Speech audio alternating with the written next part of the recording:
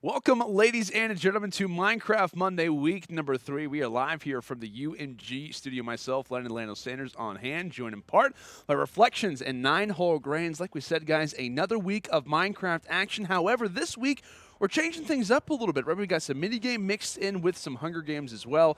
It's going to be a fantastic time. But how are we feeling coming into week 3? Always good to be back here on the couch with my buddies, Landon 9 choke. He's so sad. It chokes me up It to does. be here, man. It does, man. Maybe it was a bean from my food a little bit earlier, but The bean from your food. Okay. It's great to be here, of course, for some Minecraft Monday, mixing things up, like you said, bringing in a couple of different mini games. It's going to be a beautiful thing, and it's going to be really interesting.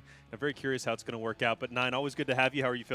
Doing really well. I don't know how to follow that up. Just getting choked up as you did. I love it. But as you said, it's great to be back here once again. I'm really excited for all the mini games that you mentioned, the different styles as well. And I think that this might finally be the week where we see some drama all the way through all of the events. Drama, huh? Okay. I always love drama.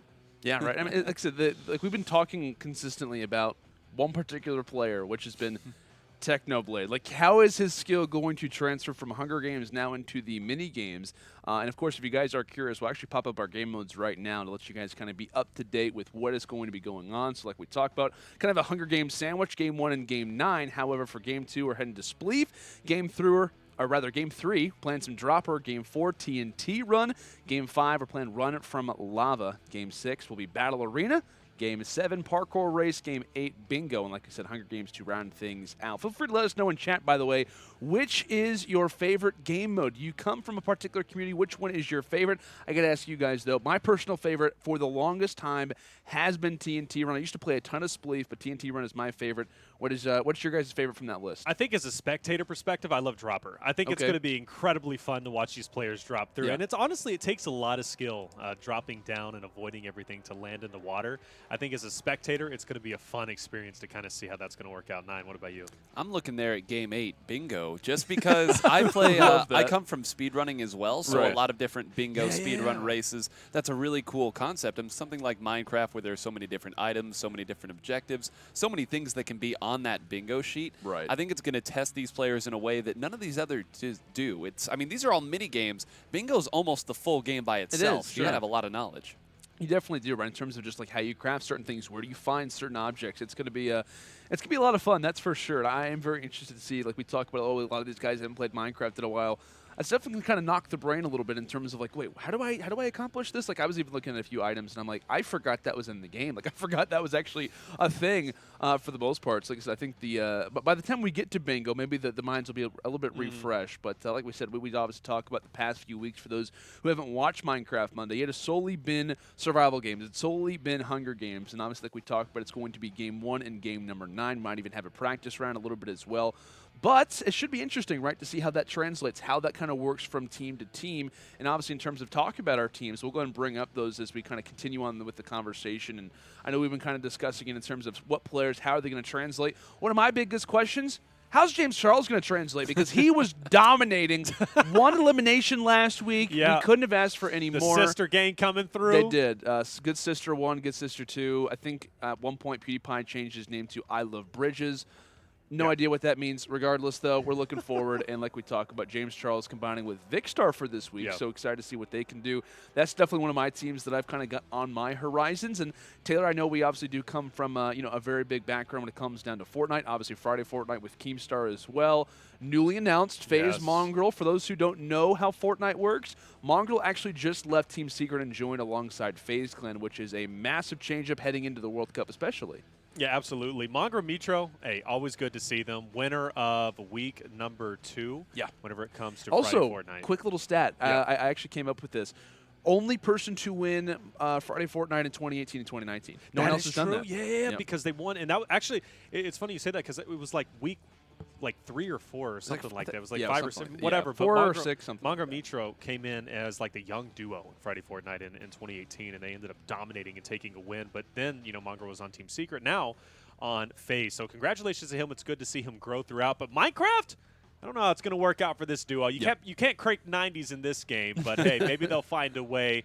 Like myself and I were talking about it, like we're just gonna like look over at their perspective and just see them dominating, just like building everything and whatnot. I'm excited to see how that kind of looks out. But a few teams in particular for this first page in your eyes, 9. Anything? Well, for 9, I'm going Team 9. Take Okay. a look at There that. you Jerome and Filza, there's a number of reasons. One of the stronger teams that we saw last week will be coming back together. I do believe that they got 4th place last time, and it was a very hotly contested 4th place as well. I know those 2nd through 5th place teams all within striking distance of one another.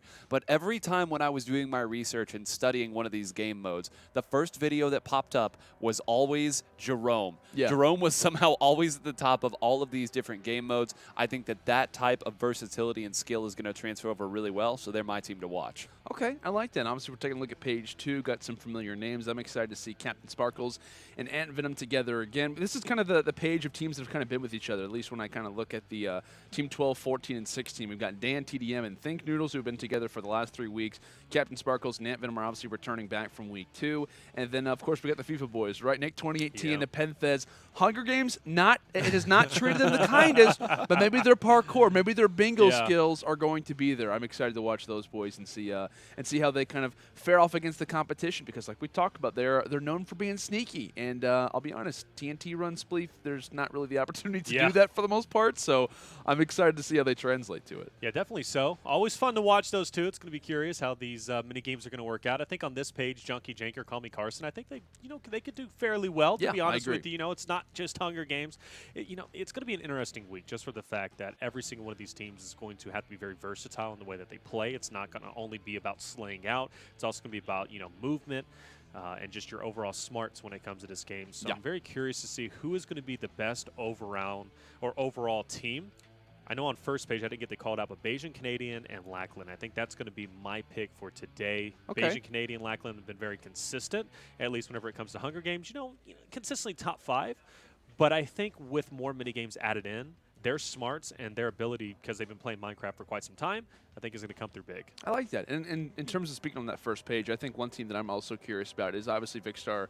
And in terms of James Charles, I think Vicstar is a phenomenal, like parkour player. He's very kind of used to that, at least in a lot of videos that I was watching, especially kind of, back in the day when these mini games were all being originated. He was always one guy who was kind of all around the scene, always kind of making those things about. Obviously, in terms of names like Bayesian Canadian, Jerome, et cetera, are all kind of in there too in terms of the way we obviously discuss and kind of talk about, the mini games. But I'm also interested to see exactly how Captain Sparkles and Ant Venom do translate, because those guys used to be very heavily when it comes down to kind of the typical mini game style in terms of parkour. Like one thing that always kind of separated Captain Sparkles in a lot of the old Hunger Games videos was just his ability to maneuver around. Before the auto jumping feature was in Minecraft, it was all about knowing your timings, knowing when to sprint, how to kind of combo those into each other. So I'm curious if they can kind of wipe the dust off a little bit, get the rust off a little bit, and see how they kind of translate to a lot of these parkour courses, because that's kind of the big feature. I know we talk about a few of these different mini games. It all does kind of include some type of element in terms of how you utilize your movement, how you kind of react to certain things going on in the map. But I'm excited to see how some of these go. Right? Obviously, we talk about maneuverability. Dropper is going to be a lot of fun to watch. We talk about Spleef, TNT Run. I'm really excited to see Lava Run, just because the intensity when you're trying to do parkour is, obviously stressful enough. And then to know that there is lava coming at your back at all times, and you never know what's going to come, just adds a next level of pressure. Yeah, and I'm really curious about Spleef, TNT Run, only for the fact that we're going to have 40 players who are all going to be on the same location. 40 players, that's a lot of players out there, busting up some of those blocks. Yeah, falling through. I think you said, one person takes out each one of those blocks in Spleef. That's going to be half of the half the arena gone already. So there you go. Oh, man, this is going to be fun. This is going to be our first game, I believe. I don't think this is the warm-up. We'll obviously get official confirmation on that, but I believe this is going to be game number 1. Nice. Obviously, we're going to be on SG4 to start things off. Like we talked about in terms of points, it works the exact same way as it has in terms of prior weeks, right? Obviously, you do earn 10 points per elimination, 30 points for a victory. Top 2 teams earn 20. Top 3 teams earn 10. And obviously, per survival, each time a player dies or does get eliminated, you are awarded 2 score for that. So, kicking things off, looking through the eyes of the man who is called Mr. Minecraft, Bayesian Canadian. Obviously, he's had some pretty decent placements in past. Like we talked about, playing with Lackland again coming into week number 3.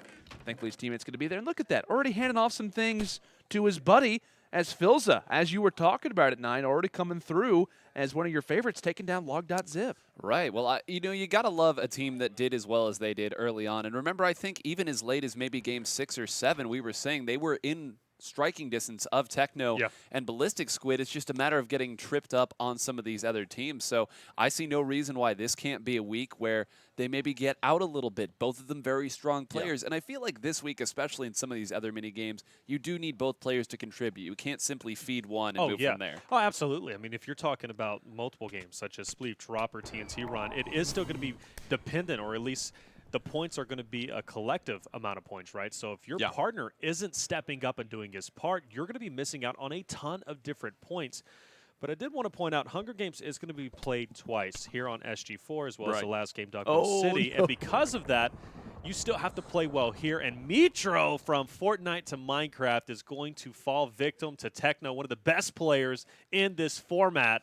And that is kind of fitting in a way. You have one of the best players of Fortnite going against the best player in Minecraft, and, well, you saw who won. Yeah, I was going to say, I was really curious, like, when that fight was going to kind of break down. Mitro looking and saying, okay, this is what it's like to face off against myself when it comes into Fortnite. So a little bit of a change-up, as it looks as if we do see a few players beginning to fall. Mongrel actually ended up dying to fire, so...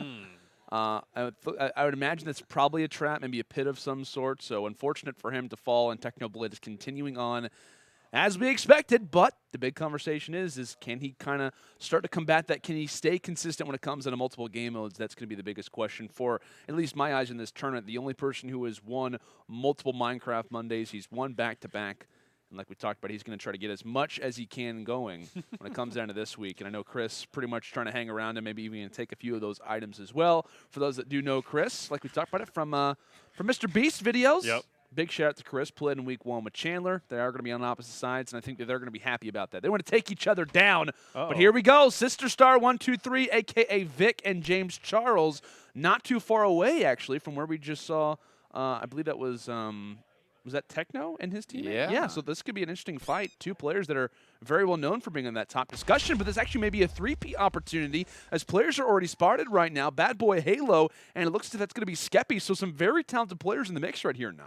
They are, and they are much better geared up as well. I think they're going to go after Chris there. Techno really low on health already and doesn't have great gear. They did not get the best drops. So even though you saw them get out here, got a couple elims, it looks like they have been split up already. And Taylor, we've talked about this. When you go one down, regardless of who it is, that almost guarantees you're not going to get in the big points. Absolutely. And hopefully Chris is going to go big. Unfortunately, the meme god goes down by Skeppy, and it's kind of nice to see Skeppy as well as his teammate Bad Boy going as big as they are.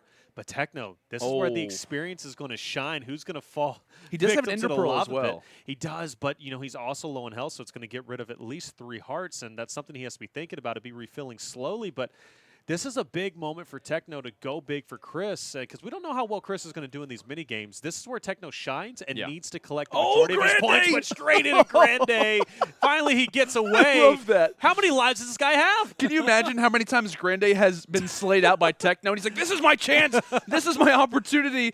And unfortunately, he's not able to make much about it. So it looks as if the players who were obviously chasing Technoblade have decided to go ahead and veer off and try something else. But Dolan Dark and Grande realize this is their opportunity. This is their chance to maybe take him down.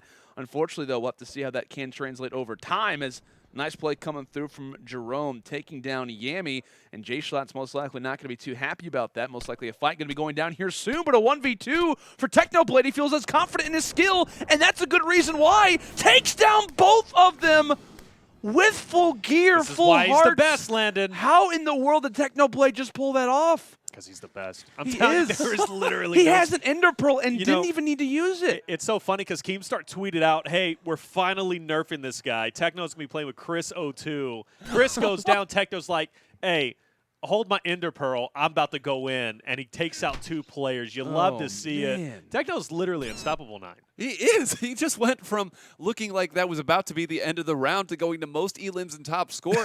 And that was almost 2 full sets of iron armor that he just got. It was 2 moving loot chests. Oh, my gosh. And now going after Jerome, trying to put that down right there. And it looks like it is going to go. And he had an enchanted sword as well versus a non-enchanted sword. They also had the same amount of hearts, too. Does gear exist? Does Techno even care what gear is? I think that it's... Like, that was my big thing. They had the same amount of hearts after the first swipe that came through. He was also low, but look at this. Someone actually firing off some arrows from the far. And Technoblade could be cut off. There's actually someone on top of the building. Explosions going down with TNT. They may not treat him all too kindly, but Technoblade quickly back up to full hearts here in just a few moments. He lives to see another day, but to no avail, guys. Just on the edge, right by the skin of his teeth. And who's this? Who's chilling out It's here? gotta be Nick 28T and Nepithans. Come on, you know it is.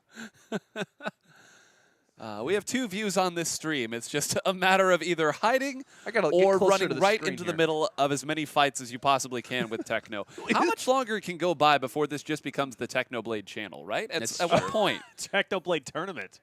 No longer Minecraft Monday. It'd be Techno Monday. Yeah, Techno Tuesday? Yeah, we so can we switch have it to around. switch the Hey, I day like around. that. Technoblade Techno Tuesday. I like that. Oh, man. Skeppy and Co. Literally just where we actually saw. What is going on? Is this here? that secret passageway they were in last time where they ended up Okay, meeting I their know end? 100%. This is Nepenthez because he has that skin of like the orange hair or the Okay. red hair, I should say. I think Yeah. Nick 28T still uses the default. I was gonna say that's the only way I know it's not him. Do we have confirmation? Do they know how to switch skins yet? That's the one thing we don't know at this point. Oh man, we talked about that, and then we just transfer over to someone like Technoblade. Who you talked about? I think what you were saying, like people are even counting how many times he has been eliminated Yeah. in his entire career. The fact that people are following that is scary, but it's also like impressive at the same time because of how good he is. People want to count how often he drops Yeah. because, in comparison to the amount of times he's slaying people out, it's got to be a much different number in comparison. Yeah, it's kind of interesting, especially if, Minecraft starts getting more into the esports scene. This is going to be a guy to watch out for, especially in the future. Really, with any partner. Just pair him with anybody, and obviously he will do incredibly well. Right now, I know Chriso too. He's like, man, this is a blessing. I'm just cruising for the first place victory, and this guy's going to lead it. But I know the rest of the lobby is happy. We have plenty of mini games, but it is good to see Vic Star and his teammate James Charles still up, still cruising around, getting kitted up, and I'm kind of curious. Will we see another Elim coming to hands of James Charles? That's going to be a big moment for them because even though they're moving around and well geared up, as you see, only 16 players left. And we know Techno has at least 4 Elims right now, probably a Right. 5th one that happened off screen just because it's Techno. Yeah. But you have to start considering at this point survival isn't as big because you know that Techno's going to put up those big points. And as we've seen, sometimes it doesn't matter how well you play in the late game. There's only so many points you can get. And Techno and Ballistic Squid last week scored well over 200 points, I know one time. Yeah. They're the highest scoring team. They also have the most rounds won as of last week, too. So a very talented duo, at least last week, a very talented player in Techno. So you could imagine getting over 200 points to start you off, plus knowing there's going to be a Hunger Games at the end is going to be big. But Zone is moving in. Final fight about to be underway. And we have one going on right before your eyes. Who do we have fighting out here? Stiff Connor and, or rather Jay Schlatt, I think, just took down Donnie Bobe. So rather unfortunate for him to be taken down, but I do see an ever-knowing Cape just off in the distance, which has to me be Captain Sparkles and Ant Venom. It's kind of the only way that you can realize that, but looks as if on the outside of the zone, not wanting to go toward that particular point of view, and there's a reason for it, right? Arrows coming in, and Filza taking quite a bit of damage, brought down right now to 12 hearts, but I think might have just taken a Mushroom Stew to try to get back up in the HP game. Risky. And he's going all the way around. Like you talked about today, this is a very risky strategy, but one that could pay off. Coming around this streak, though, he could easily start to engage, and the other player just in the window. They know that he's here. Phil's has got to get back up here shortly. I think Captain Sparkles is aware of his position as well. They want to try to cover him as soon as they get the chance, as soon as they get their opportunity. They want to try to seize that chance and get that 10 to 12 points that can be awarded from an S Major, a.k.a. Dang. That's a long name from afar. Captain Sparkle's still firing away, and Ant Venom's going for the rush. Currently pushing up, eggs being thrown to kind of slow him down and stun him a little bit, but not able to catch him. And now, the longer you run, the closer you are to getting to a potential 3P opportunity. So you got to be careful in this situation. He's got TNT, yeah. And I was kind of thinking, Nick 28T and his partner still hiding out, I do believe. They haven't been spotted. So honestly, if I'm them, I'm searching. But Skeppy, his teammate, getting into a fight, that's Filza. It is. Phil's in a really bad spot right now. We saw Skeppy explode for some big, big points last week. A nice pick there. Bad Boy Halo doing that. You love the way that these two were able to pinch them around, push them back around behind that tree. And you see, we are just now getting down to this central area. And this is one of my favorite maps for this exact reason. Everyone goes down to the middle here. And you see who has the best gear right now. Who else? Techno. Oh, man. This is not He's going to got be too everything. fun. Major, though, takes down J-Schlatt. Techno as well takes down Vicstar, who had the best gear for the time. So this is going to give Technoblade an even better time, an even better chance to try to get overall better equipment. It looks as if shots coming in from the top side. I love that strategy coming in from Ant Venom James and Charles Captain got a kill. Sparkles. And James Charles takes down Ballistic Squid already in the first game, improving what we saw from last week. And Skeppy takes down Techno. He's letting them know about it, and he deserves that freedom. But here comes Captain Sparkles. Here comes Ant Venom down to the final few players, 4 to be exact. Captain Sparkles comes through with the sleigh, and we know who should be left. It is, at least off, going to be Connor Eats Pants. And I think it's got to be Nepenthez, right? It has to be. They Or are, Nick 28T, one of them. I couldn't tell. No, that I believe I last assumed time. it was. I believe that Techno got Nepenthez earlier Okay. before this okay. engagement. And So it's got to be Nick. Oh no! Wait, it's Sky. Sky still hiding. What is this? My man, go fight! Oh, Sky. Oh, man. Well, hey, I mean, he did survive. That's Talk about dedication You to know. a plan. Seen it through to no the one's bitter going to end. find me here. No worries. But this is big, right? Captain Sparkles, who hasn't played the best, I guess you could say, in week 1 and 2, you know, always in the middle of the road, coming through big with Ant Venom. And he led the stat line in all 3 areas on best gear, top score, and most elims by the end to overtake Techno. So a phenomenal start if you're on the side of Captain Sparkles and Ant Venom. Not bad. Hey, listen. My sleeper team. Hey, what am I going to say about that someone has to take my place in predicting the right people, one? right? Okay. All right. No, I'll take that. I'll take that banter a little bit. But no, I'll be totally honest. Like, I wasn't sure how they were going to obviously compare. And I think we were all kind of curious, you know, obviously when it comes down to more parkour, how are they going to try to balance things out? But I think in terms of the mini games, that's where I thought they were going to succeed. So the fact that they come out, take this first game, that's a great sign from them without question, right? So I think in terms of, like I said, we kind of roll them throughout the highlights a little bit, but I just think in terms of this game, it's important for them to kind of get ahead of the game, get ahead of the overall score, just because, like we talked about, this was not their preferred matchup of choice, and I know we'll be having the score updates here soon, but I think despite maybe even having that advantage, we'll have to see where they rely in the overall standings. But Technoblade getting taken down by Skeppy, that's a big moment, right? Not many people can say they've taken down Mr. Technoblade, and based off the score, it looks as if we do have ourselves a tie game, despite Ant Venom and Captain Sparkles winning our first game, right, in terms of the Hunger Games. They are still going to be tied at 108 overall. That's a wonderful way to start off Minecraft Monday Week 3. It is. And it comes to show you, right, slaying out, incredibly important, because if it wasn't for Techno getting as many elims as he did at the beginning, they wouldn't have been tied. Right, and we talked earlier and a little bit in the pregame about how Hunger Games is really where most of the points can be won in this. And, of course, as you mentioned earlier, we've seen Techno putting up 200 points almost by himself at times. It means that if you're able to stay tied at this juncture, you're going to have a much better shot later on in the tournament as well. For sure. And I know we're getting ready to translate into our next game, which is now where we can kind of shift our focus to. We're heading towards some Spleef. This is a classic game mode, one of the original MC game modes back in the day. You pretty much just use shovels or tools to pretty much try to knock down the snow blocks that happen to be under players. Obviously, if they end up falling down, they fall to lava, and they get eliminated. So that's kind of how this one's going to be playing off. And I think in terms of Spleef, we'll be playing 5 rounds, and the way that you obviously earn points is by surviving. That's pretty much how it relies upon. So I believe our next game is already ready to start up. Like we talked about, at 108, tied for first and second place. We'll see how things change up. I love this. Here go all the blocks. So there's a certain strategy I saw kind of, a couple people using, and it was by building an island, right? You build an island, somebody can't reach you, and you kind of just survive. Oh, man. And I'm curious to know, will Nick and his partner take that strategy? We know they love to hide out.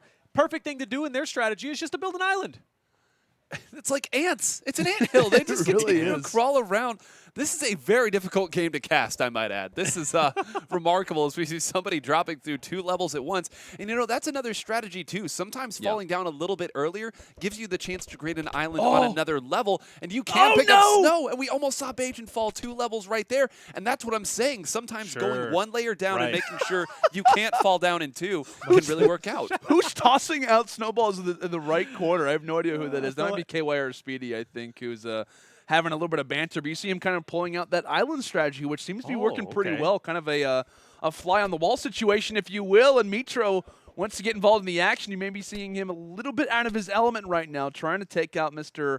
Minecraft himself. Bajan Canadian just off in the distance. But Lachlan looking for a chance, and Ballistic Squid still firing out a few of those snowballs. Like we said, we've got 3 levels, and I think for the most part, a high majority of our player base is alive, right? 38 out of 48, so only a few have unfortunately fallen to their demise, but Dan TDM, he's hanging in there. He knows what that lava feels like in comparison to last week, right? He fell through the cobwebs, and I know he does not want to relive that situation. Wow. Mitro this week as well, or Mongrel rather, knows how the lava feels, so he definitely doesn't want another taste of that. But you could score a lot of points here. Mind you, guys, each team is playing together, but also against each other, and you will combine the scores at the end. Because there's 40 players, minus yourself, you can get 39 total points for your team, plus 38 as our first victim. Lack is going to fall in, as unfortunately he goes down. But with that being said, or Snowball's, I thought he did. I thought he was eliminated. He was just kind of commenting in chat. But I don't think we've had a victim as of yet. No, we've had a couple there. You can see that a couple have gone down. And I believe Ant Venom was still at the top, which is a big deal, too. You were talking earlier, Ant Venom playing really well. Being up at the top is pretty nice. As a matter of fact, if you're the last one on the top, don't you just kind of by default win? Well, I guess in terms of like if you want could throw to snowballs to break a block. That's true. But that's true. And I guess if you do have the low ground, you have the ability to kind of throw up. Kind of that sounds kind of strange, but to toss up rather the snow the snow blocks, right? To try and do something. The snowballs. See, I like this strategy. See, Jerome, you got to be careful though. On the side. You got to be careful. Look at all that lava on the ground. That's not going to treat you too kind. Connor eats pants. Trying to escape. Jerome as well, taking some damage actually from Captain Sparkles, who's on that 2nd level. So maybe trying to give some communication over to his teammate, to his buddy Ant. This is where you just want to be a fly on the wall, just hang in the corner, just like Jerome's doing. Same strategy I'd be going with. A couple snowballs in the face. Those are going to force him to rotate through as he's getting pressured quite a bit. And he's in the lava. And that is so unfortunate. And, hey, that's the price you pay, right? It's a double-edged sword. You go on the corner, people leave you alone until they don't. And all of a sudden you're trapped in a corner, and you drop into the lava. I think one strategy, too, that we can kind of bring up in terms of like how the island situation works. If you can get to an island of which like you can kind of absorb a few of these shots that are coming through with the snowballs, you could be in a good spot because you only get so much back, or rather you kind of only get pushed back so far with a lot of these snow blocks. So it's going to be kind of important to see who can, like we said, try to stay up as high as they can and also try to weather the storm a little bit. As Captain Sparkles comes to the flank, and Speedy had him caught the entire time. He was right on his backside and was ready for the engagement. Smart call coming through from Mr. KYR Speedy. I say, do we still have that player up top? We do. It's Skeppy, I believe. Oh, there's somebody else. Oh, is that his teammate? Oh my gosh. Now Skeppy and Ballistic Squid? No. Or no, Good Boy. Okay. With that being said, though, Skeppy eventually is going to have to take out his partner, so one of them's going to sacrifice. But I did mention it, right? You can get a total of 39 points for one teammate and then 38 for the other, depending if you get 1st and 2nd place. That's a ton of points to move you up the leaderboard. Oh, I don't think KYR Speedy can get over he's that. Stuck. There's a 4-block limit. No, he actually has a spot to his left. Oh, okay, he can to still his left, escape. sure. But regardless, though, I'm excited to see how this one lines out. I think this might be a teaming coming in. Bad Boy Halo and Skeppy saying, you know what? I'll make sure not to knock you down if you don't knock me down in this situation. So definitely interesting. And I know we have someone even mentioning in chat as well. Big shout out to that, just because I think he was mentioning that only one player can win. So if you actually have a team at the end, they can still take each other out. It's only for one spot. Well, that's what I was pointing, 39 and 38 points. Right, exactly. So going to be crucial. Dan TDM as well from afar, doing some damage, does not want to be taken down. And look at all this destruction. I mean, if you were to fall off this first level, you are not going to be in a good spot. That's for sure. I mean, there's so many blocks that you can be taken down. And from over top. Bad Boy Halo trying to get a line sight, trying to spot out whenever he gets the chance. You see him being so careful with this. Ballistic Squid not even aware that someone is firing at him from the top side, and he's trying to dodge out. Can he escape? Looks as if he will for now. There's snipers in Minecraft I never knew. With snowballs. This is the craziest thing I've ever seen in my life. All right. Player down below, he's on his last leg. I love how everyone's saying boo to the guys who are at the top who are just literally playing ultra I love that comment. sweaty right now. Chris the meme god, O2 comment, sweaty nerd. Oh, no! CPK! That's so unfortunate. That's the way to go, right? Where you're literally just firing from afar, then you accidentally just fall off the own block that you were standing on. That's never too kind. But hey, these two guys hanging out the top. Yeah, 3 people left and 2 of them are on the same team. They just have to converge on one person. But falling is risky, like you said. It is Ballistic Squid here on an island. If they try to fall right on top of Ballistic Squid, he's going to be waiting. He's going to know this. He's firing back, a little return fire. But you get the sense that this is just kind of a matter of them hitting enough of this island so that Ballistic Squid has nowhere to go. Oh, and he's getting... Oh, no. One player dropped through! No! From the top. What? Was that Skeppy, I think? It was. That is a huge oversight. Missing out on a point, but still not a bad placement. If Ballistic Squid clutched this out. We're in a 1v1. If he was to clutch this out, this would be unbelievable. Literally. What? I got to say, Ballistic Squid, he's got to be very careful because... He wants less blocks. He wants less blocks, but at the same time, I like the idea, but it only gives less blocks for his teammate to try and overtake. Oh, this is interesting. He's so Ballistic! Ballistic, be careful.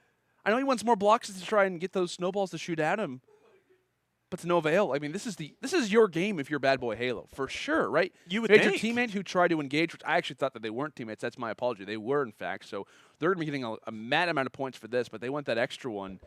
And Bad Boy Halo just toward the top. He's so close, too, and he has plenty of blocks. He does. The Trent shoot him, and this is the line set that he wanted.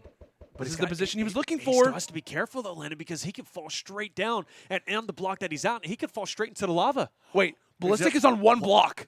He's on one block!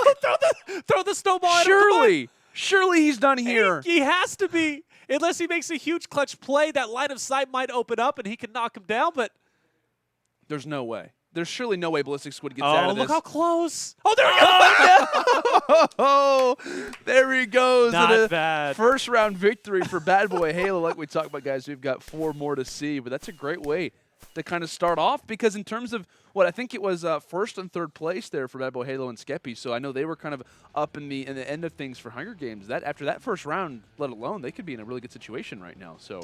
Yeah, not bad at all. And I know another game is going through, but think about it, right? You still get 38 and 39 points, depending, or you can get a total of 39 points. With 5 games, 39 points, if both of your teammates are rocking those scores, you're getting way more than you would get in Hunger Games, and that is going to help your stat line. Awesome stuff, as we only have one person up top right now. Bad Boy Halo is the only one up here.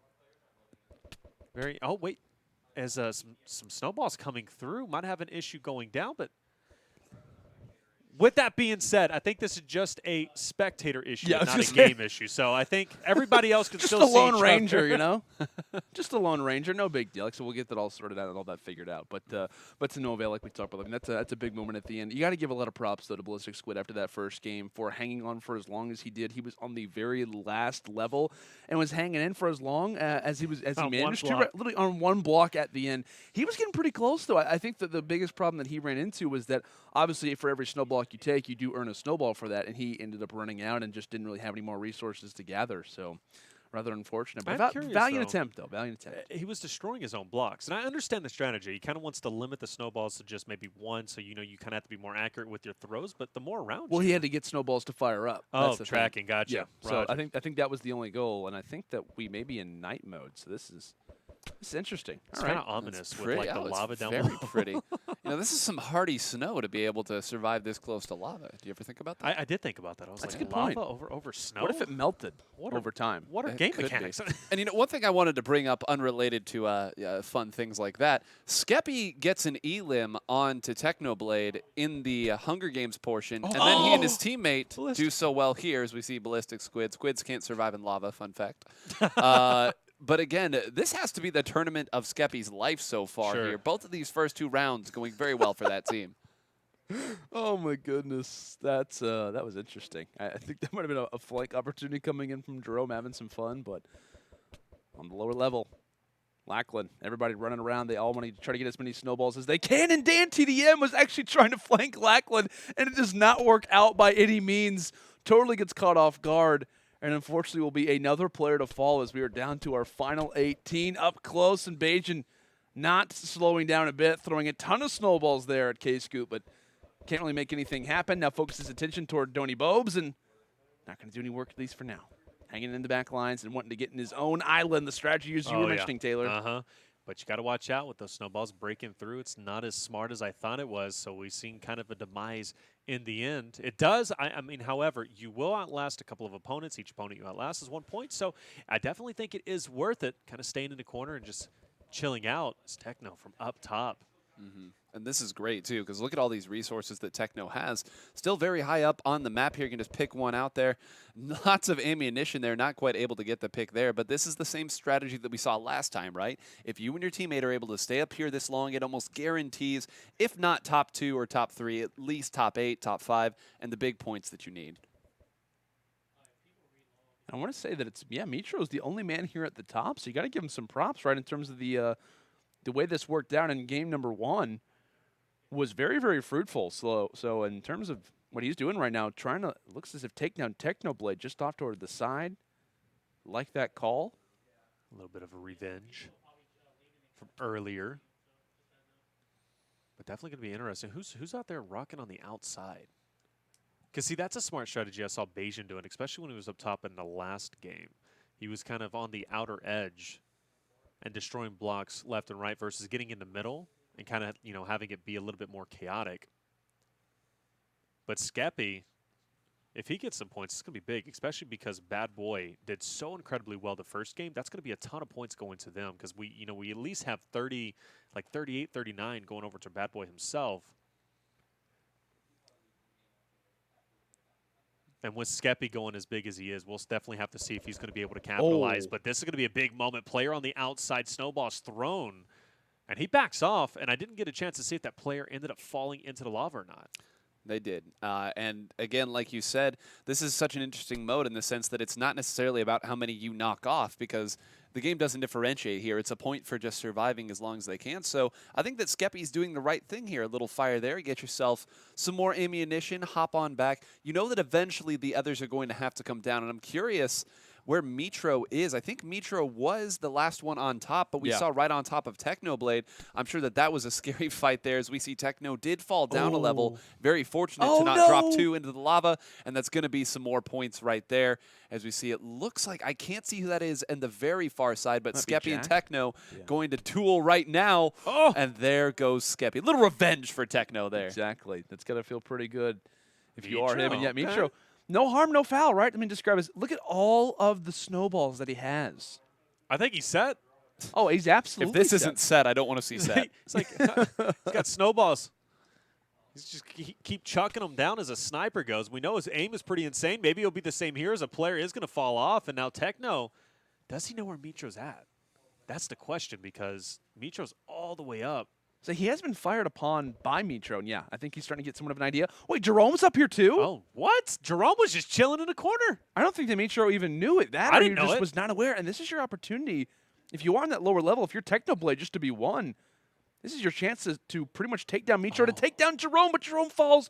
Oh, and thankfully he lands on a lovely island. No real big gaps near that position. So the fact that he was able to drop on a lovely area. It's going to be nice, but here comes himself versus CPK. Can he play it? Can he hold on?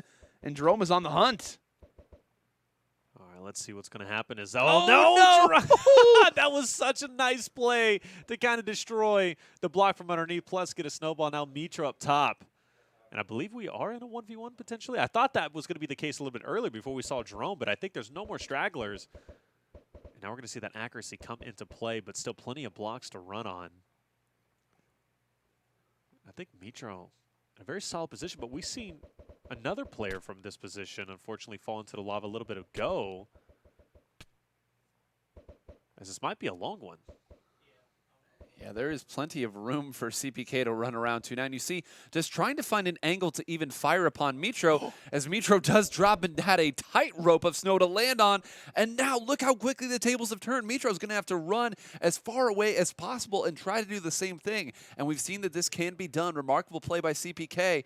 And now going down, this is a true fight right here to end it. Oh my gosh, CPK trying to be so careful, looking for the chance, but Mitro just a little bit quicker. Wow. What a win that is for him. That's and like we big. talked about, he was obviously on the top. He then loses his overall advantage.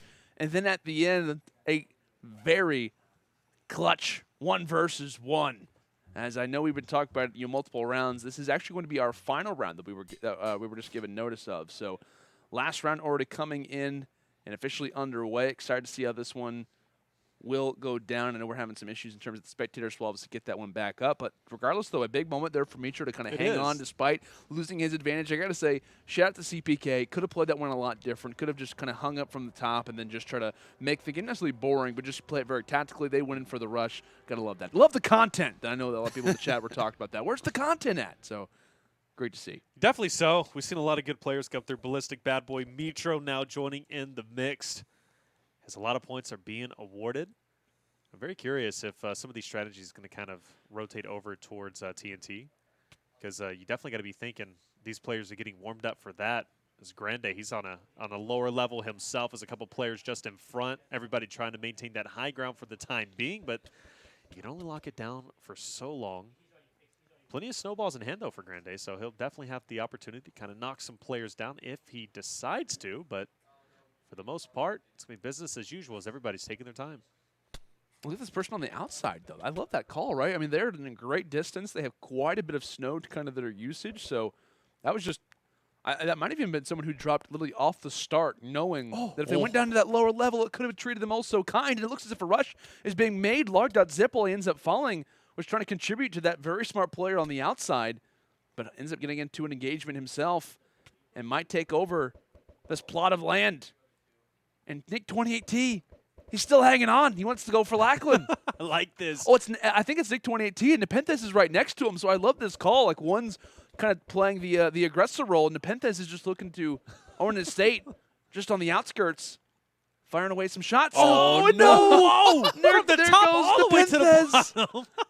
Oh, and Nick 28T also just fell to the 3rd level. Oh, man. He got whacked completely off. What a big misstep that is for the FIFA boys. Oh, how quickly things can be taken from you. It's remarkable. They had a nice little area. They were both looking the same way, defending, and then they both fall. Oh, man. Spleef, ruthless. It definitely is, especially from snow to lava. Come on. Doesn't get any more ruthless than that. That lower level, though, is kind of worrying me because it has a lot of holes in it. And there's a lot of holes on the 1st and 2nd level, too. So you got to think, if you fall down, you could be in a lot of trouble. Oh, look at this. There's only 2 players up top. I love this, right? We had like the battle of Minecraft versus Fortnite. Mongrel on one side, Technoblade on the other.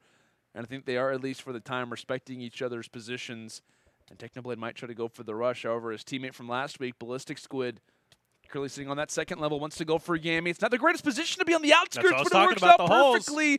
What a play coming through from Yami. Despite having a lot of adversity for the time, just a great call, grabbing some snowballs as well for her. But a lovely call, but it looks as if another player from the outskirts. Oh, no. What a shot. That is long range. I think that was Techno? I think it was No. Vicstar. It was a Vicstar. I think it was Sistar. Sistar, yeah, right. To be more specific, you know. Hey, Sistar's carrying some weight over there, doing pretty well, I got to say. As what just happened there? That player looked like he just totally jumped off the map. Said, I had enough of this. Skeppy. Man, just already down to 6. This has been going so quickly here.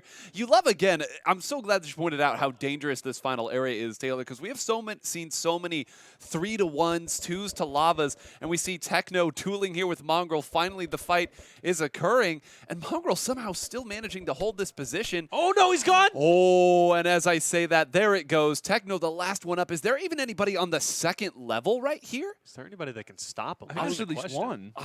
Is there anyone here who can even hit? No, there is one. On the we second, do have okay. one, and that is going to be Vicstar, actually, the only person within striking distance of being able to do anything to Techno. So I think right now all Techno has to do is just keep away from Vicstar, and I think there's still plenty of room to run around and do that.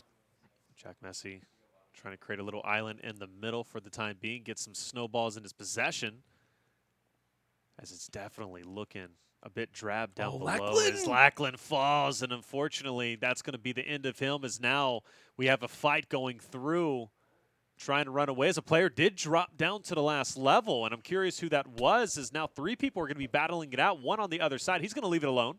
He's going to like, hey, listen, I'm fine on my own little island over in the edge. What? Messi!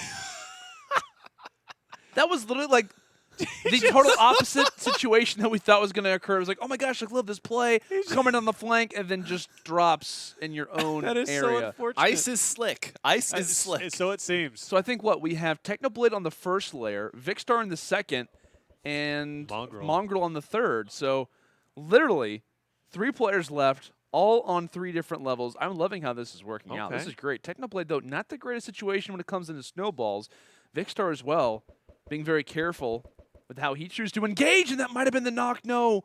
Oh, so close. Vicstar nearly was on the edge, and now knows exactly how to engage on Mongrel. And I think, oh my gosh, Vicstar is still alive. Did he take down Mongrel? I don't even know. Yeah, definitely someone fell. I think that was Mongrel, as Vicstar goes down himself, and Techno from Hunger Games now over to Spleef is unstoppable. This guy tearing it up. Man, there's literally nothing he cannot do, but great strategy. I got to say, the takeaway from this, though, Mongrel, Mitro, both of them had highlight plays in Game 2, Mitro, Mongrel in Game number 3. Not bad at all for them, and those are some very important points that they needed to gather. Yeah, absolutely, right? We talked about, how are players going to translate into these mini-games? How are the Fortnite guys are going to kind of translate into Minecraft? And they've been pairing off pretty well. If they kind of realized the strategy after game number 1 was stay on the top. Just try not to get spotted, try not to get in too many engagements, kind of play a little bit slick, and then you'll have the advantage toward the end game. But I think for the most part, every single player that kind of held that top side ended up, if not winning the game, seeing the final 2 spots. So you got to give them a lot of credit for that for sure. You know what I just thought about? Are you familiar with Scissor's death run in Fortnite? Well, it's just a lot of movement, and it's about being very careful with how you're going. I wonder if that's going to pay off when it comes to future ones like Run from Lava or Parkour, but the score is in, and Skeppy and Bad Boy, we know Bad Boy did very well. Skeppy, too. They take the lead at 275. Right, in that very first game, we said that they were 2 of the last 3 that were left. That is big, big points right there, enough to catapult them all the way up. And, I'm going to say I'm actually remarkably surprised that Techno and Chris the Meme God are still up here now. Yeah. Because Chris 02 did not have the best last couple of games there. Right. So for Techno to keep them within striking distance is really good. But take a look at how close this is. 1 through 5, all within the 200-point range.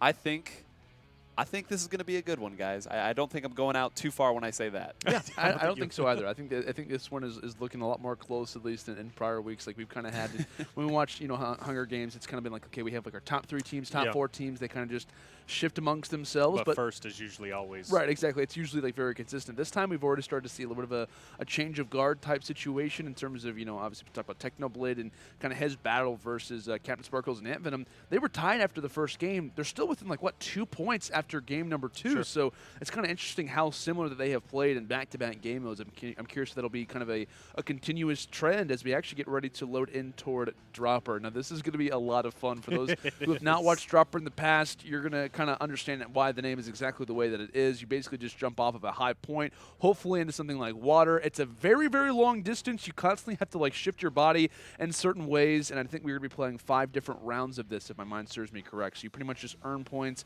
solely off of pretty much just either surviving the course, which will earn you 10 score for being in the first 5 to complete it, and you'll also earn 5 score for just finishing it as well. And I think we may or may not have a 90-second timer on each course as well, playing 10 different stages. So it's going to be kind of a continuous trend, and like I said, I'm curious to see who kind of learns. And then who also, this is going to be a big thing for me, seeing who has that early success, and then seeing exactly the pattern, the block that they jumped off of is going to be key as well. Yeah.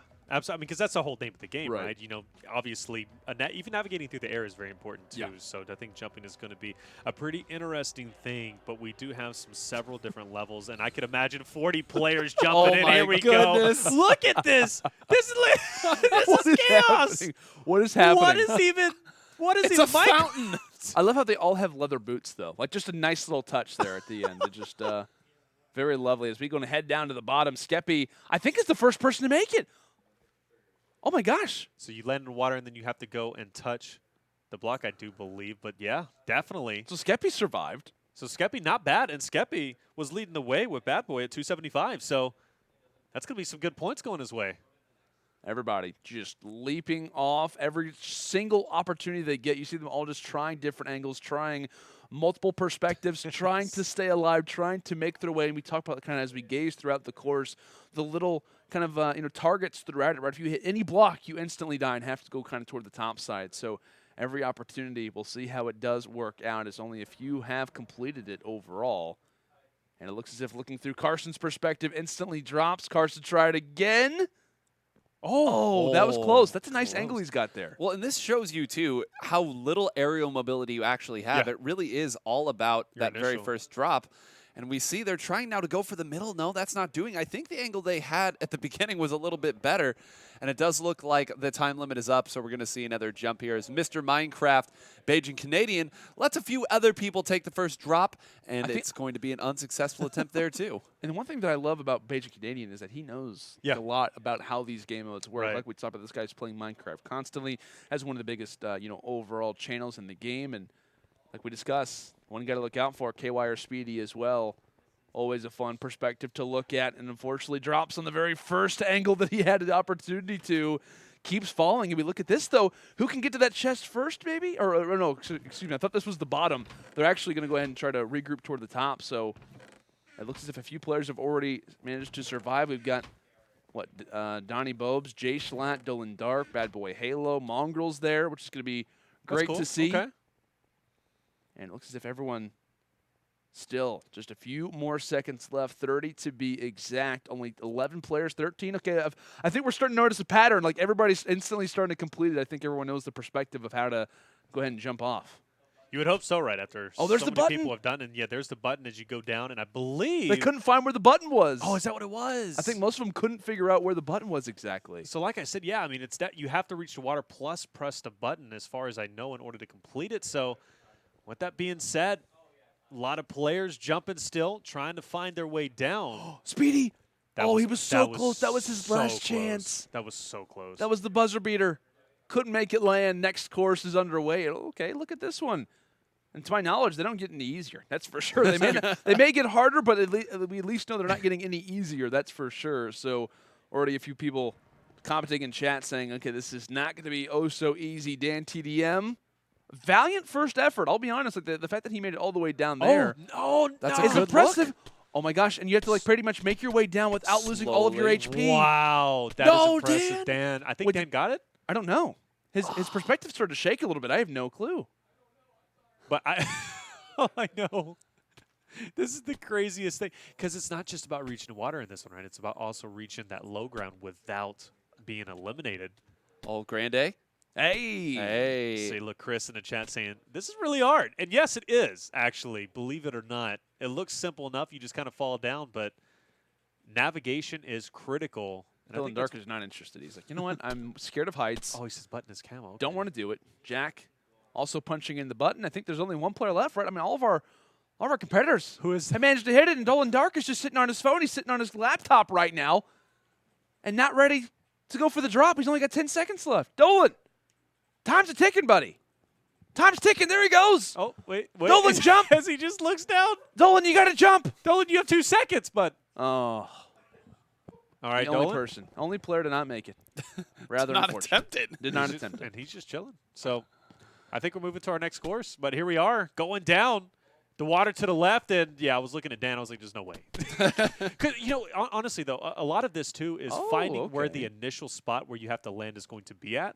So sometimes you have to do a couple of jumps, especially on complex maps, in order to find where you need to land. I know, Landon, you landed the cobwebs. before, too.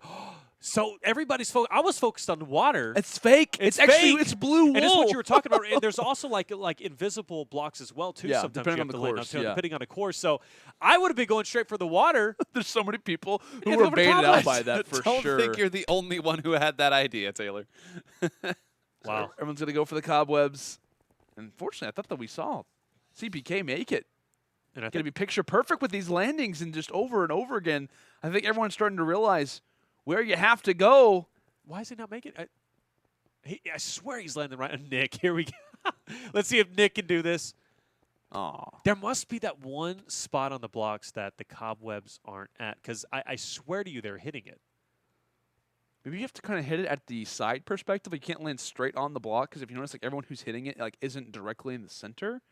I wonder if that's the key to success here, but only 5 more seconds left. Major just gets it. Lauren, can she escape out of the cobweb just in time? No, that's so disappointing. It's going to be so annoying after like literally completing the course at the last second. You just see the button off in the distance. This. It's like jumping down into a big fan. You just got to watch out. Luckily, all the lines are going the same way. Could you imagine if the lines were at all different angles?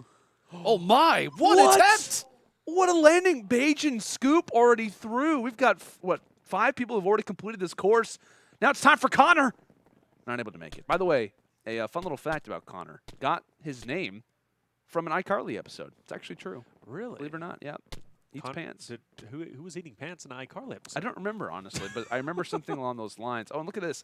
Everyone's just excited. They made it to the library. They're all having conversations. Oh, yeah, they are all looking for the button. That's important. I think you found it. And that's key, too. Like, maybe if you see the button, you don't want everyone to know, so you're, like, wander casually looking for it aimlessly. at the end. And that's going to really be unfortunate for a lot of these players who make it to the very bottom, as we've been discussing. Like, where's the button at? Like, how do we end up finding it? If you manage to be here in, like, the final 5 seconds, you just got to make a mad dash and just click everything in sight. Oh, this looks good for Philza going straight down water below and makes it. But fortunately, hardly anyone's here, and they have no idea where the button is. Look at, so this is the bad dash. There we go. Okay. Yeah. Nice.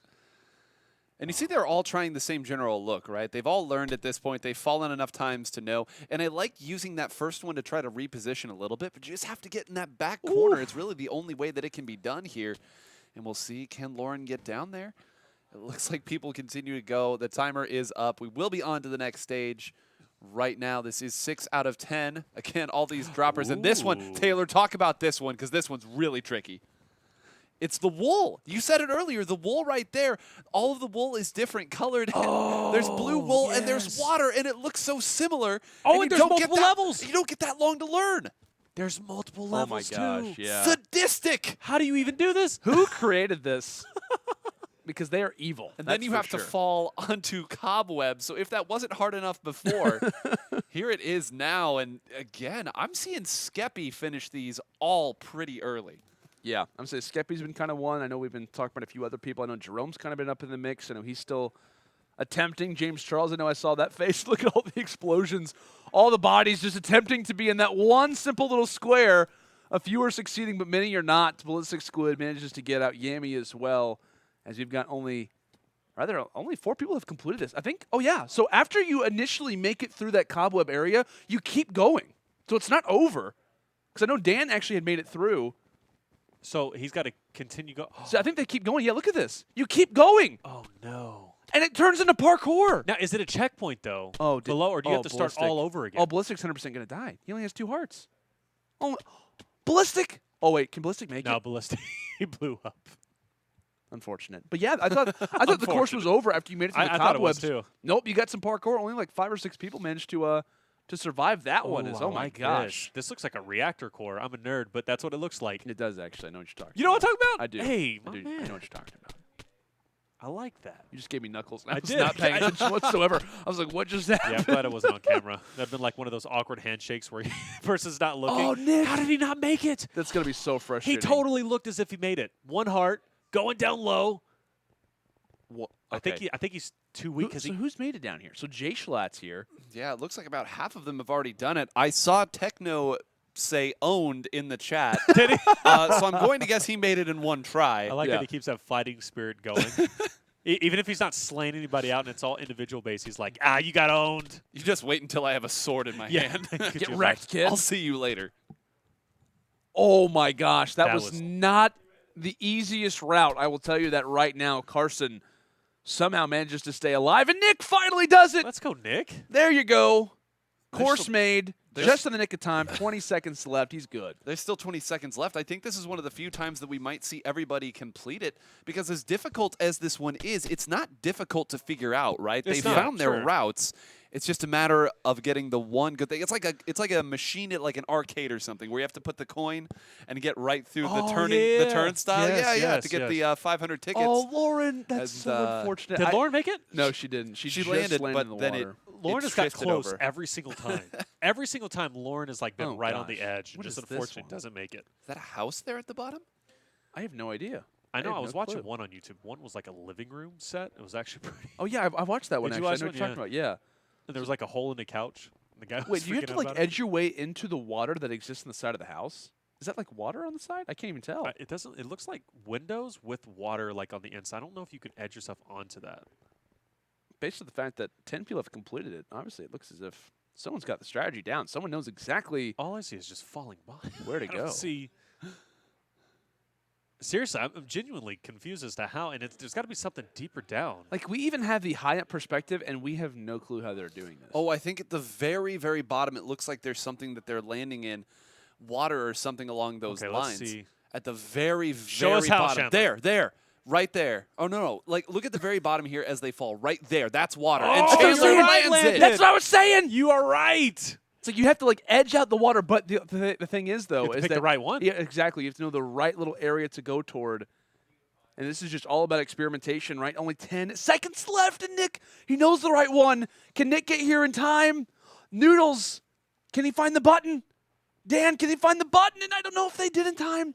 Chris, they all are making it through. I'm not sure if they're hitting the button or not, just from the perspective that we see. But regardless, though, This looks so hard to me. Oh, Landed 9. Like, Oh, man. I'm serious.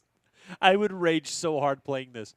I'm so glad, like, there's a 90-second, It's like a farming one. you know, 90-second limit, because I can imagine it would take so much time to do this. oh, yeah, absolutely. Some might never finish it. I would not. I would not. Like, I wouldn't that's- have finished that last one for sure. So where do you land? So you have to land pretty much in between the crops, if you will. Oh my gosh, there's cactus. Okay, this has got to be one of the hardest ones. So you based got to off land what in the we've seen. water, then go through cactuses. And I No, think, just another day. and I think the pattern is changing. Yeah, you have to like kind of move a little bit. I think Scoop had the right idea. Donnie Bobes ended up making it to the bottom level, surrounded by some lovely sugar cane. Could you And there might imagine be another landing one in a underneath sugar that. cane at the bottom? Like you made it all the way through. Yeah, and no landed one in a knows sugar where the button is. Look at these. They have no idea. It's just on their left. They think it happens to be in the center, but it's just off to their side. And Lackland's realized that he's going to continue the trend. Everybody knows exactly where it is now. And look at that 24, 25, 26. Everyone is starting to complete this one now. They all are aware. You know, it's a fun dynamic. I think the levels are getting harder, but I think the players are getting better because we're seeing now 33 completed with 15 seconds left. I think it's very likely we're going to see 35 get through. Yeah. Dan gets to the bottom. There's just a couple more left to drop. And I think we might see maybe even 35 points in this last one, too. This Wow. actually doesn't seem too hard of a level. I think thought the it last was, one was yeah. a lot harder, especially having the edge onto the waterfall. But this one's not too bad, believe it or not. I say that. I'm not the one playing, but it doesn't Oh, seem It's too wow. all easy from the couch. Oh, look at this.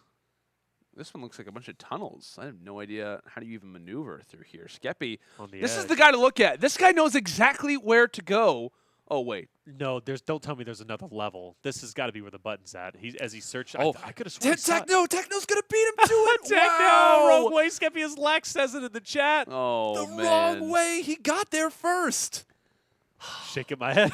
I gotta say, Skeppy though, like he Yeah, is he's done well, yeah. constantly in the mix of like the first few players to land these. Obviously, like we talked about the amount of Minecraft that he plays is incredibly significant in that factor. But What a specific skill set to have, too. oh yeah, absolutely. I am the There's best Ant Venom. dropper player in all of Minecraft. Put that in your Twitter bio. And Chris made it through. I know we were talking about Chris didn't really have the greatest success when it came down to the last game mode. He's at least contributing when it comes down to dropper. So he and Techno one of the first teams to make it through. James Charles, unfortunately not seeing the same success, at least for right now. Gets the Not window of bad. opportunity. Good job, James. Good work. Now it's time to go ahead and grab that button. Like we're talking about only 10 seconds left. Look how many people are here.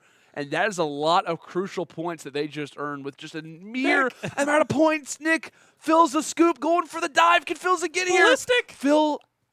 Did he get it? I don't Oh, know. Ballistic did. Ballistic. Just on the edge. Oh, no. That is so unfortunate. Oh, no. Oh, He's still man. hitting He's still trying. Is it broken? No, you just were a little too late. Oh, man. Not bad. That feels so bad for Ballistic Squid. He's known for swimming through the water. He should have gotten there in time, but just literally, I mean, what, maybe a quarter of a second too late in order to make that one happen. I know we'll be having a scoring update here in just a few moments, but still. That was fun. I'm kind of excited to see exactly how everything kind of lines out. I know we've got, after Dropper, we've got TNT Run Your favorite? coming up here shortly. I am excited for TNT Run. This could be a lot of fun. But any kind of closing moments after we just watched some fantastic moments on Dropper? I got to say, I don't know how competitive it is, but it is definitely entertaining watching this because everybody has to develop and master different skill sets. So I got to say, it's kind of refreshing to see a lot of players rising to the top that we necessarily haven't seen, at least from the first couple of weeks of Hunger Games. That was one of the fastest 15-minute sessions I've ever seen. It was. That was incredible. Those were all 90 seconds. They did not feel like 90 seconds. they Just did not. so action-packed, but gotta love it. Absolutely. A lot of fun. You definitely do, right? A ton of fun, a lot more fun, obviously, still to come. Ladies and gentlemen, of course, if you've enjoyed the first 3 courses, we still have 6 more to go. TNT Run coming up right after this quick little commercial break.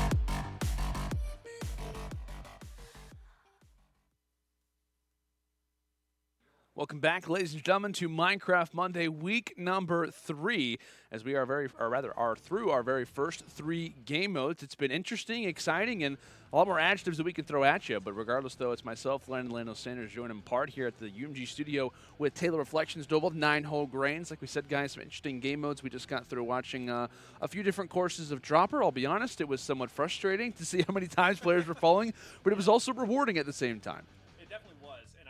Ballistic, it broke my heart to see Ballistic not able to reach that ending point. And also Lauren, too, because I know Lauren was close in a couple of opportunities, especially when she got caught up in the cobwebs, kind of ran into a Ballistic opportunity where she didn't get to reach the ends. But I got to say, it definitely was my favorite one to watch, and I knew it was going to be my favorite going into it, just watching on YouTube. But with that being said, I know 9 we're running into TNT Run. Running into TNT Run. I see what you did there. Uh-huh. This is a really fun one, very similar to Spleef in that it's another mode where you are trying to hop around and not get dropped down to the next level. The difference here is that running over the terrain is what drops the blocks. So unlike previous rounds, there's a little bit of strategy to the way that you go about. A lot of the ways that we're going to see these players attack it is going around the circle as long as they can, hopping around, parkouring around as necessary. And this is where bad luck can really come to bite you, too. So that's going to be an element that we won't really be able to quantify, but should be fun seeing how they do. Absolutely. It's going to be a fun one, that's for sure. Like we've been kind of referencing, it is similar to Spleef, but you're just pretty much relying on yourself. Every block you hit, it ends up getting destroyed. So I know we're also getting some confirmation in chat. There are going to be no power-ups, so in previous in terms of the way that TNT Run has worked is that you are rewarded a double jump. I don't think you're going to be having that throughout this particular game mode. So kind of throughout the 5 courses that we're going to have, none of those will be available. So if we see anyone drop, it's going to be pretty much just based off the fact that they did not have anything available to them. As all the ants begin to scatter, all 40 players are ready to go. And look at this. Yeah, I love this. The frame rate, it's lovely. We love to see it. This is great. Lena, how many TNT runs did you play God. as a younger gentleman? Oh, very, very many. I spent many nights playing TNT Run, of which I should have been doing my homework, which is what you should be doing out there. Don't play TNT Run unless you finish your homework first. It's summer break. Come on. I'm just making sure that Unless they're that in summer presence was school. known. That's true. I'm curious, actually, though, how many levels to TNT Run that we have? I think because 3? Sometimes it's 3, sometimes it's 5. Well, it looks like 4 at least. I think there might be 5. We'll have to see as time goes on. Like I said, only a few players are already down. But it looks as if toward the top side, trying to escape, Skeppy going on a run. Like we said, we apologize, guys, for the frame rate. There's just so many blocks being destroyed, so much TNT that's being destroyed as well. A few players starting to fall. I see James Charles on level 3. I am curious, though, if there's anyone toward the top, because that's not going to be easy to try and stay alive for that long. Well, you see there's still some dust that is coming down from the top there. Yeah, and I hate to say the same name over and over, but I think that Techno was up there at least last that we It's saw. always Techno. Always Techno. We'll see if that remains the case. But further down, we do see quite a few people have already dropped as someone took a nice little tumble there. Vicstar. As well. Well, you're seeing at the top of the screen there's lots of room, but eventually you can't keep doubling back on yourself. Right. You have to find ways to continue utilizing the blocks, even in the areas where there's not many. And it's also important, too, one thing that we're going to see kind of the change-up of strategy is when to sprint run and then when to just casually walk. Because actually, if you walk, you won't get destroyed. Like, your blocks will only just carry on behind you. Okay. However, that is kind of a strategy when you are kind of like one of the last people at the top side. When you have a lot of freedom, you don't want to destroy too many blocks. You want to just casually walk instead of having to try and run, as we actually do see one player fall because of that reason. So sprinting, not always the best option, but taking a look through the eyes of Skeppy, right? His team currently sits in first place after that last game mode on Dropper, and unfortunately falls, and it will be Ant Venom who does get the victory in that one. So like we talked about, these guys are obviously kind of in that top 2, top 3 discussion. So it's important for Ant Venom and Captain Sparkles to get as many points as they do. Like we talked about, round 1 coming to a close. I know we're going to be having 4 more ready to come up. But a solid victory in the end. I was curious if we might be seeing another course. I think we're back on Ice Fortress for this one. Not bad at all. I got to say, this is going much faster than we saw Spleef go. So with that being said, kind of reminds me of like Tron, just mixed with like TNT blocks. So it's kind of nice to see with an interesting callback. Well, hey, you think about it. If anybody even knows what Tron, well, they came out with a movie recently of it, but you kind of want to cut off your opponent. So running in front of them could be a nice strategy. I do see a couple of stragglers. You got it. Okay. I saw a couple people on the outside. That seems to be the thing that I would do, like stay on the outside and kind of work my way in. That's kind of what we saw Bayesian Canadian doing on Spleef, and I think I would take that strategy here. Let's see if Captain Sparkles, Speedy, hand in hand. It was KYR Speedy who actually knocked out Captain Sparkles in a few of those Spleef matches. Maybe wants to try to get that done himself after KP, or rather CP, excuse me, just had that victory from his teammate Ant Venom. I think Ant Venom actually just fell to that 3rd level, which is something crucial to bring up. Vikkstar still hanging on the top side, one of the guys who I was mentioning. If he can kind of have a few of these moments, he's known for parkour and previous, and seems to be hanging on right now by a thread. I mean, guys, like literally, there are only a few blocks, and Vikkstar's hitting every single one just in stride. He's also not sprinting, which is key, right? He's just casually going from block to block. The biggest problem, though, is when you are on that top side, whenever you fall, right, because you obviously have a kind of somewhat of a disadvantage whenever you are up there for so long, is that whenever you start to drop down, there's hardly any space for you to fall into. So I think that, for the most part, it's going to be him just trying to hang on. There's only 5 players left, one of them being Ballistic Squid. Running his way there's Techno Technoblade on the backside of him as he's going to go ahead and dip out and go another way. Everybody trying to keep their distance for the time being. It's going to be hard now, especially with so few blocks left, to kind of cut off your opponent. So honestly, at this point, it's just going to be a survival game based on the individual, and it's going to be all about the parkour, jumping from block to block. And I think more so than the players eliminating each other, it's now going to be how long can the players survive by themselves. See right here, lots of room to move around here. I think Vikkstar is in a great spot. The last one up here on the top, and plenty of blocks to play around with here on the side. Just 3 left, and now, a very scary jump. This is remarkable. The composure in this moment, too, to not panic and slip even once. Yeah. Movement is critical. I said that in the Hunger Games as well. Being able to navigate through the foliage is extremely important, and I think Minecraft is unique in that aspect, that being able to navigate, do parkour, being able to navigate in general on the map is extremely critical, and very much so on this. Look at how efficiently they're saving that. Wow. Techno saved it. Everything that I just said about being 2 layers up and still being safe. The way that Techno made those 5 blocks in that area last, that was remarkable. That's clutch, right? We talk about Technoblade continually. Everyone's been saying we got to nerf Technoblade somehow. How are we going to try to pull this off? Well, maybe if we play some mini games, and he just won that one. You're just going to get banned next week. It's all good. I noticed he came through chat and he's like, I could try hard in any game. In all caps. Well, I believe you. That's for sure, man. This guy is unreal. He's something else. That's for sure. Connor, I think, already seeing that 2nd level sidearms, and we haven't got to take a look too much at him, just off toward the right. Jerome and Ant Venom briefly say hello to each other, and Ant Venom, I think, is going to be going off just toward the eastern side. There's Mongrel. Of what was our zone. Yeah, Mongrel still hanging out. Bajan Canadian, same thing. Bad Boy Halo, only a few blocks left to stand on, and he's going to go ahead and make it work. Mongrel with the green pants just down below, kind of cruising around. Still waiting for the blocks because I know they're kind of not rendering down on the bottom on that 2nd level. Mitro on the top, not bad at all. We saw them do considerably well whenever it came to Spleef, and I hope they're going to continue that. Mitro just knocked down Mongrel. Did he really? Mitro knocked down Mongrel and then also fell himself, and I don't think they even knew it happened.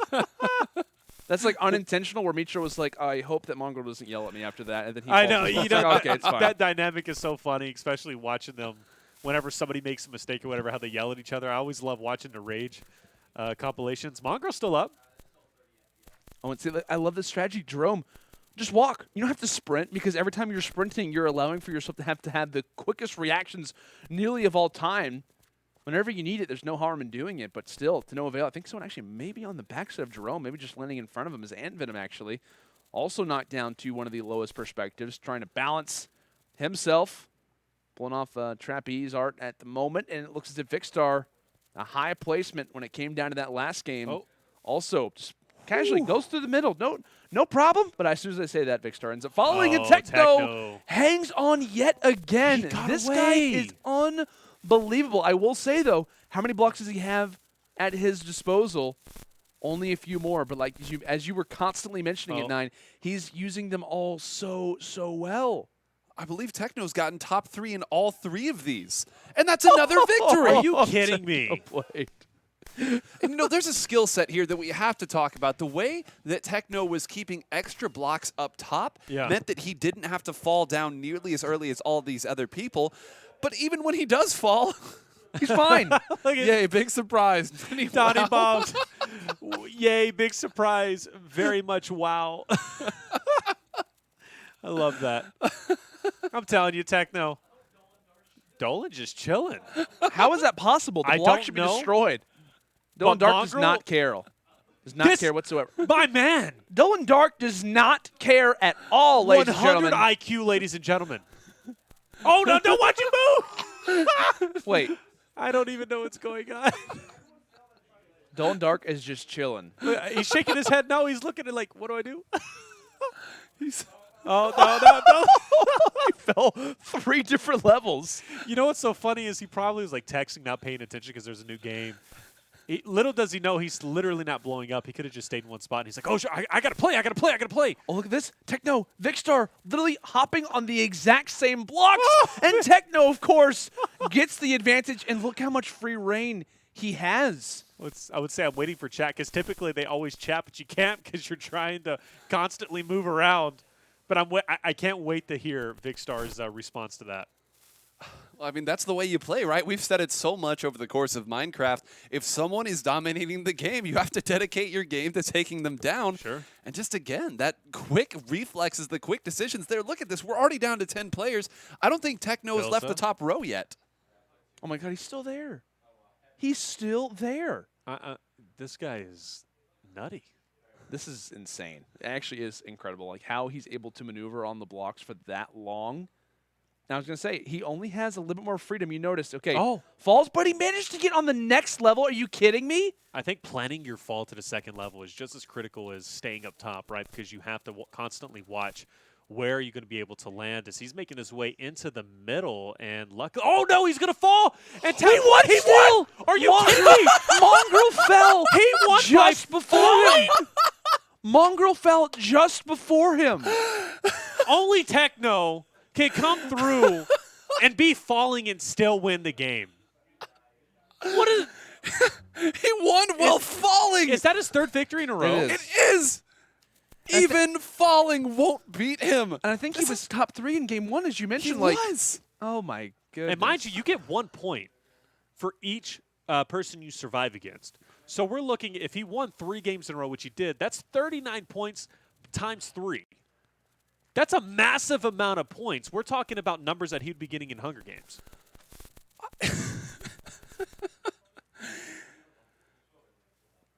Oh, my goodness. Log.zip. Ashley Marie. Everybody. All targeting where?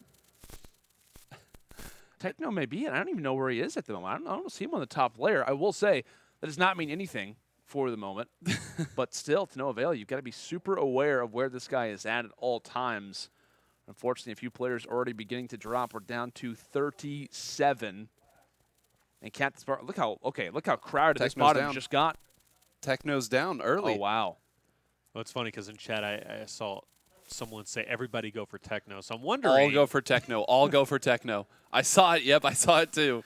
I'm wondering how much of an impact that had. But that being said, Techno out. Still 3 in a row is not bad, plus top 3 in the beginning. So now a new victor is going to reign supreme. And it's nice to see Captain Sparkles in the mix. Yeah, Captain Sparkles is on one of the top scoring teams right now, so this is a big, big deal for Sparkles to stay up here. For everything that we've been saying about Techno, if Nick02 wasn't scoring well, then it could be beaten by pretty average placements from both of these other teams. So we'll see here as oh, no, that's too far. And Log.zip, okay. who I believe was actually the one saying, all go for Techno, all go for Techno. Another win for diplomacy. How often have we seen that here at Minecraft Monday? That's fantastic. Love to see it. Like I said, when it comes down to the guy who initiated it all, he just watched all of his friends who they pretty much all committed to it, and he's like, yeah, strategy worked out perfectly. Everybody went for Techno, and I just happened to somehow win the entire game. So props, but I am curious to see exactly how the scores are going to be affected by this one. I know we're going to be having the scoreboard up here shortly. As we'll take a look at our top 10 to see exactly how everything is lining out. And look at this, Skeppy and Bad Boy Halo still up at the top. 669 score. Ant Venom and Captain Sparkles just behind. Jerome and Filza in third. And take a look at this. Technoblade Chris, we were thinking maybe they could start to rise throughout the ranks. Not at all the case. Still around that 4th place position and just behind them, literally tied for 5th and 6th. We've got Lackland and Bajan Canadian joined up by Travis and Scoop. So, like I said, these kind of 4 through 6 placements are literally within 3 points apiece. So we argue maybe a little bit better of a placement coming through from Lackland and Bajan or from that 6th place team. And all the props, all the credit we were giving to Technoblade for 3 straight victories could have led to a 7th place finish, which is pretty crazy to think about. And it's kind of nice to see, you know, with these mini games being added in, how close number 1 is down to 5, and even further on than that. So any game mode that these guys play it out now, as we're heading into Run from Lava, which is going to be incredibly fun to watch, especially for some people who don't necessarily know how to navigate as good as they possibly can. It's going to be fun to watch them maybe get, you know, engulfed by the lava. We'll definitely have to see. But I like how competitive it is so far. It's been competitive, and these mini games more than anything show how important it is for both people to pull their weight. Because in something like Hunger Games, you can work together as a team and you can mask the weakness of another player, but you both have to be able to contribute. And Skeppy and Halo there at the top, we've seen Skeppy win rounds. We saw Halo win that first round of TNT. So that shows that both of the players, I think, are around a good skill level and both able to contribute. That was, what, 5 total games that we've been through now? So that means they've put in about 100 each time. And that tells me that both of them are doing well. That's a good point. It's like we've been kind of talking about, consistency is key. You can't just have one kind of contributor. You need to have the whole team kind of performing at the overall point of things, and that's the reason why we see a lot of our teams at the top. But we talked about it. Game number 5 getting ready to come through. As you mentioned, Taylor, Lava Run. For those who aren't kind of familiar with how this game mode works, it kind of reminds me a little bit of like a Crash Bandicoot kind of style, because you kind of have to use some parkour, use some kind of skills. Obviously, like I said, you kind of have the course in front of you. You're not just assuming what kind of pops on screen at the time, but you kind of have that overarching thing, that object that's coming for you, which is going to be the lava. So I kind of like this idea, and I think we are going to be having multiple courses kind of going through it. I think there's 12 overall stages. So as you kind of complete one, you then move on immediately to the next, and that lava does not stop. So it's not as if each course is separate. They all kind of go in combination together. Once one course is engulfed by the lava will only continue on to the second course, and I believe that the stages as well, the courses will only begin to get even harder. So like we talked about, parkour is key, and it looks as if, taking a look through the eyes of Technoblade, literally not a problem in the world. Just in front of him is Ashley Marie, Vicstar, and it looks as if they are already in a little bit of a near maze coming in from the trees. And just like that, this one should be done here shortly. And props, right, in terms of just getting through this one as fast as you can. Technoblade, not a problem in the world. Lava not being rather an issue whatsoever. And now into the icy level. That's going to be Vicstar and Technoblade pretty much competing. And I'll be honest, these are the two guys who I really thought would kind of be up in this discussion, would be these two particular players. And so to me, not too much of a surprise, but they are just running through this. My goodness. Yeah, not bad at all. In a couple ways you can score points whenever it comes to run away from the lava. 10 score to the person for beating a level. So every level they do beat, they're going to receive 10 points. You get 30 score to the person who beats the entire thing. So at the very end, you'll receive 30 points instead of 10. And then there's 1 score to the people who do survive. So much like in TNT Run, as well as Spleef, you're going to get a point for every person that you survive over. So not bad at all. Plenty of ways as Vicstar on your screen, a player that we kind of had our eyes on too whenever it came to navigating. He knows his way around Minecraft and navigating his way through. Has a little misstep. Going to have to backtrack a little bit, but I think he'll be okay.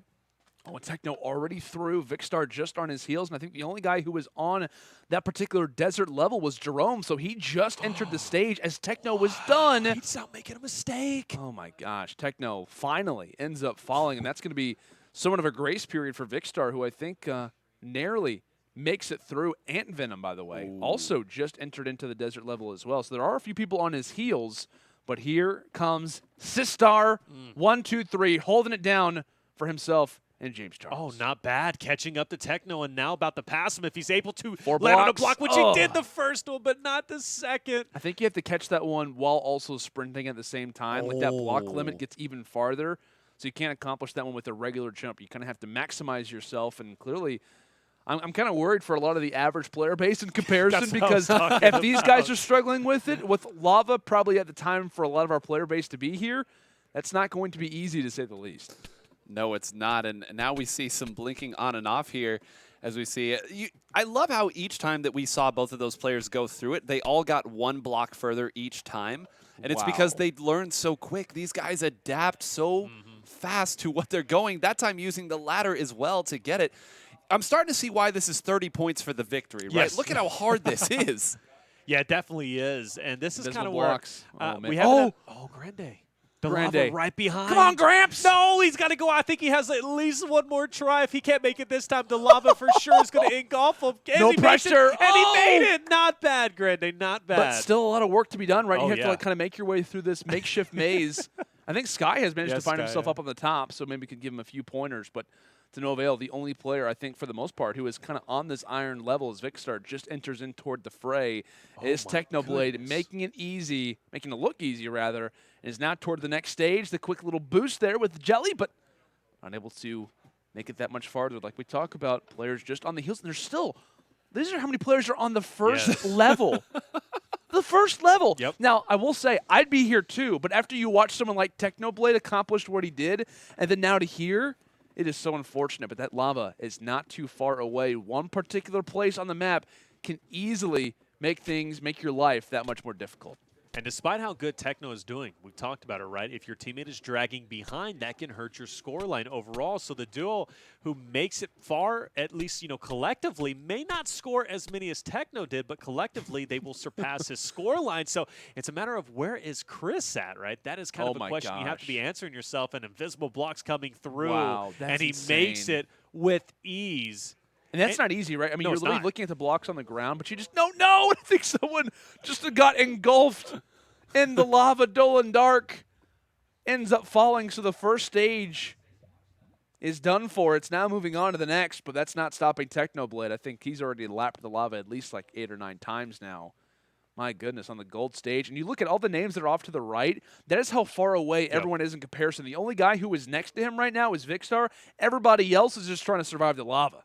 And that's why I think Techno did so well when it came to TNT Run, because of him being able to navigate as well as he is right now. Oh, no. He was able to navigate through those blocks, and 2 players are, in fact, going to make it through at least this one. Quite a few players still trapped in the back. Techno, though, continues Sticks to the Emerald one move already. forward. This is insane. And I haven't counted how many levels that he's at currently, but he's moving through like crazy, and you got to be thinking he's played this course before. I was going to say, I've been watching this one be played quite a bit, and most of the time when I was watching people play with this for the first time, they were really confused how the invisible blocks worked. He knew exactly how they work, so this is just a matter of skill and a matter of practice on these courses multiple times. And that jump actually is going to be very, very difficult. I will say for a lot of players, it's probably going to kind of sweep them up as we actually do switch now toward Vikkstar, who's having a problem right now on the gold stage. And as he continues to have these problems, right, players are only going to catch up. And I think after, so I think at this moment, as the blocks start to dissipate, wonderful timing for Techno. Players are starting to get closer and closer toward Vic. As, like I said, Techno, he's only distancing himself away because I think Vikkstar is still on a similar course. Right. And to talk about the scoring system, as you mentioned before, surviving gets you more points as well. So that means that for all of these people who get swallowed up, as we see another go down right there. Grande knows it's over. That's even more points for Techno here. So I think that This is horrible. Fake noodles. This is horrible. We can't show this. It's like a horror movie. Oh, no. Fake noodles.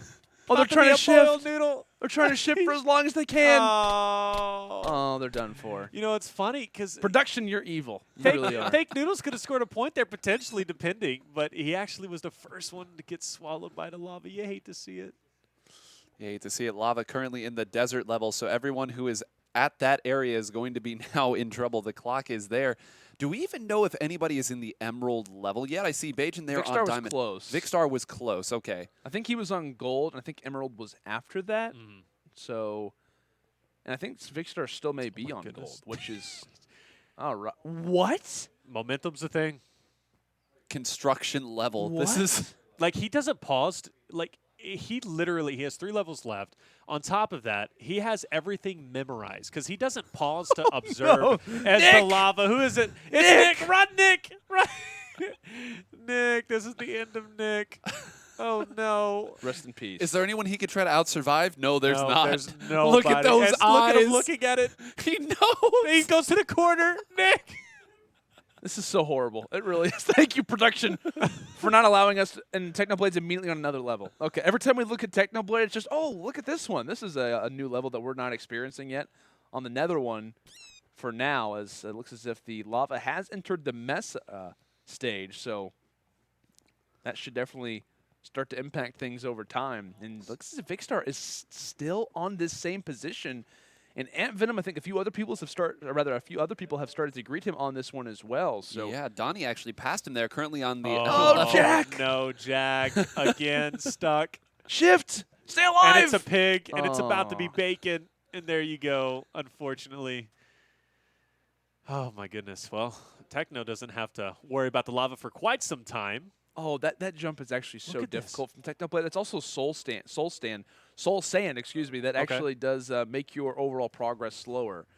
And it looks as if Junkie Janker too young for this situation. I love how they always go to the corner. They look at how intimidating that is. He just continues to look at it. I can only imagine he's screaming. And it's so unfortunate because it's always one person, like for the most part, like toward the end, like we've only seen one person be in these situations. And Technoblade on the final stage. I think he has a 3-stage lead on the closest competitor. Is that it? It might be more. I think this is the Nether stage. No, this is the end right there. A very fitting name for the final level. Ooh. This is a tricky one though. We'll see. We see now. Look, I love this split cam, right? Seeing people continue to get chased down here. Wow. I think this is a race for second place, guys. I'm not sure that anyone's going to be able to catch him on the pace he's on. But remember, it's about your teammate too, and Chris, I think, was eliminated early on, so he's not going to be able to accumulate any more points that Techno is not going to be able to have. But I got to say, though, he is racking it up. I think, 10, and I think 30 points would be the first one to complete a stage. I'm not too sure, but that's quite a bit of points, and, man, he's just short. And who is that, Landon, who's about to... Oh, call me Carson. The camera went away as soon as he got swallowed by the lava. How vicious. Oh, man. I think that was that in the iron stage, was the lava? So I know we got to see that one a little bit earlier, but oh, wow. Technoblade knows the timing's just a little bit short on that one, but like we talked about for Technoblade, not too many issues, I guess you could say, in terms of his overall lead. He can have a few moments of reality in terms of how this game is looking, and it looks as if the lava has made its way now toward the diamond stage. I thought those blocks just weren't rendering in because we kind of seen that a little bit, in the past. But actually, no, they're disappearing. So he's got to time this perfectly. Oh, and that's Major. And the clutch makes it on. And Techno just won it. Techno. The end. And now start your timers. How long is it going to take for second place? Do you have a stopwatch? I'll start it up. So he's literally starting. I like this. Vicstar. A couple of other players, actually. I think Bayesian Canadian ended up catching up to Vicstar as well. Log.zip, this is your only chance, and he falls down the lava. He might have a chance to get back up. Nope. Climb right up into the lava, the pain. And now I'm beginning to wonder, as we see some people trying to go through the mine level here, how many more people are actually going to finish this level, period? Yeah. I mean, that's the diamond level that is currently being engulfed right now. After diamond, we don't have that much more until we get to the mine level. Now we're on the gold stage. After this comes emerald. And then suddenly, guys, we're starting to get in danger of all of these players who have been playing well. Look, this is Vicstar. Yeah, Vicstar had a very difficult time on that gold stage as well. And I know he's kind of been passed up by quite a few players. Ant Venom, along with, I think, another person actually just entered the construction level. So something to take note of. And Vicstar, there we go. That's what we love to see. Vicstar as well now in the construction level as well. So we'll see how that progress can be made. Jerome, one of the front runners, unfortunately seeing the end of a maze, not treating them the kindest. Could you imagine if the lava was right behind you, too? Oh, it's going to happen eventually, surely. Lackland. And that's big, right? In terms of Bad Boy Halo and Lackland, they have teams that are kind of in that top side, so they need to escape and get out of here for sure. Oh, you think the pressure's on. Oh, Lackland. None more than right there where the lava is right behind you as Lackland forced to watch his at least opponent during that time go ahead of him. And that is incredibly unfortunate.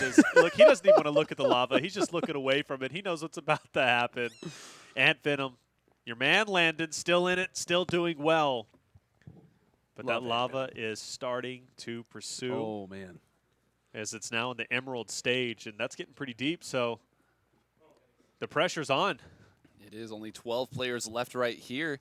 And I think that do we have anybody? Yes, we do have a couple people left in this stage. A few, actually. Oh, Captain Sparkles is one. 3 people that are right here. And you can see they have to go back to the same ladder here, meaning if any of them fail now, that's it, Travis, no! Captain Sparkles, where's Captain at? Where's CP? I think he made it. There he is. No, they didn't. They didn't. No! They missed it just at the end. But at least they don't die alone. They do. They have each somebody other. there. They have each other as they look at each other and no. try to sidestep as they Look, keep they're looking looking up. down and up. Down and up. It's like, no, is there any? Oh, they're hugging. Oh, they're together. That's all that matters. So Shakespearean. Friendship Love is to all see you it. have. Have to make use of it. Jerome, I think, to my knowledge, along with Vic, maybe the farthest progressed players. I think so, yes. Yes. Outside of Technoblade, who, by the way, is still holding on to the 3-minute lead after he And completed the course. You started that about 15 seconds late. Well, too, that was so. including it. Oh, that was including including it. it? What time are we at right now? That was including like a 20-second buffer that it took me to figure out where the timer was on my phone. So I'm not obviously the greatest technically wise, Sorry. but it was about 20 seconds. So Okay. I'd say about 3 minutes and 20 seconds right now Ahead from of- when Yeah. Techno had previously won. And these guys aren't even in the very last stage yet. No, so. they're not in the end. Yeah. That's crazy. So we're talking about missing out on potentially, 30, 40 points depending. Depending, yes. So that's quite a few Oh, points. Skeppy! And Skeppy is doing well in this tournament too, right? Leading the charge with 669 points. Him going down is a big fall, but Oh, Jerome. That was big. okay. Jerome now has the overtakes chance- Vic. Yep. Oh no, he didn't jump. Try it again. As Beijing Canadian drops down 2. Jerome down. No, he just missed it once again. This has got to be so frustrating. So what? Vicstar, Jerome, and Bajan, I think, are now all Yep. on the nether area. And I'll be honest, I think that it was Techno who got this in one try. He did. I he did. don't think we saw him struggle with this No. whatsoever. So the fact that he was able to do that is Jerome just very interesting. Jerome cleared it. Oh, Jerome. Here we go. Not on the bad. run. Not. Oh. That's so difficult with the sliver of pixels that you have to hang on. Just pretty much bounces face off of it and then has to like sprint jump underneath it. Oh my goodness. We're just down to 7 I players. think Technoblade's typing in the chat. Wait, no one else is here? Like no one else has made it to after how long I've been alive for? Techno disputing some of the scoring there as we see people continuing to watch here. Shouldn't have tried hard. The true Techno nerf. I love it. We've created a system where being too good punishes you in the end. You don't get survival points. I'm sure it'll be fixed in the end, but you love to see that. Everybody very happy with that. James Charles, Techno Swedish. I love Techno That's Swedish. hilarious. Shh, just stop. I don't think there's going to find too many people pitying Technoblade in this situation. But we see Yeah, that's for Vicstar sure. has also made it to the end. I believe it's just Jerome right now, as well as Vicstar, who are here. As we see the lava starting to catch up no. here. And Venom. And That's Evan's it. been here for so long too. That's Doesn't have it. a chance to climb No. it. Oh, wait, there is a ladder right no. there. Well, no, it's because he has to. Oh wait. Oh yeah, it's already been. Could he? overtaken. I think he had to go up maybe one more level too. Yeah. But this is the nether that they're in right now, correct? So then after this, Final stage. the final stage. Yeah, that's final They stage. do not have long to get through here. Oh, Oh, no. Bajan And Canadian now is this is when the pressure starts to sit in, right? This is kind of like that. Oh, and Bajan just made it. He got that in one try. He got that final obstacle in one try. It took players 6 Uh-oh. minutes and 15 seconds. Donnie Bob's, no, one more try. The lava. He's gone. What's the time now, Landon? It was 6 minutes and 15 seconds. Are you kidding me? Is what second place got after Technoblade completed. It took 6 minutes and 15 seconds for the next player to complete the entire course. That's a ridiculous. long time. That's a long time. 6 minutes. And unofficially, I'm sure there's a world record out here for at least this course. Wouldn't surprise me if Techno held it. That's for sure. Honestly. Setting all kinds of records. A nice little run and unfortunately falls down. These are the last 3. No, Yeah. Jerome just beat it, so that's 3 people who've beaten it right now. The bronze medal going to Jerome. These are the last 2. They have a Oh, couple chances no. here, but that's it. Scoop's going to get another chance, and I think Vicstar's Vicstar, going to yeah. get one more chance if he doesn't clear it. And Vicstar Scoop. was so ahead of the competition, too. He was He's right done. in line with Techno just a little bit earlier. So Vicstar didn't make it through oh, either. No, this is the end. Ladies and gentlemen, the last 2 players are about to meet their end as the lava moves forward, and all they can do is just... It's over. GG. And interesting enough, Scoop goes down just before Vicstar, so Vicstar actually should get a point from that survival as well. He'll take it. Not a bad thing. But yeah, Vicstar's inevitable. What's going on here? But the thing is, right, Vicstar was right next to Techno the entire time. And then all of a sudden, Techno just kind of took off, and Vicstar Well, it was just that gold reached stage. It was the gold stage. It was the gold stage that kind of hurt them. I think because I think Vicstar was there for a solid maybe 4 or 5 minutes. That's when everyone started to kind of catch up to him, overtake him. So I got to say that was the one jump that kind of ruined his overall position to try and overtake Techno, because it was like they were kind of neck and neck for a while, and then Techno just went off. Yeah. Like the amount of time that it took for Vicstar to complete the gold stage, Technoblade was already through the rest of them, which is, I think there was like maybe 4 or 5 more after that. So the fact that he was able to do that is so impressive. Like we've been talking about, like how do you nerf Technoblade? I know we'll be obviously take a look at the score now in regards to how things have kind of lined out for the most part, but it is Skeppy and Bad Boy Halo who still do possess that first place lead.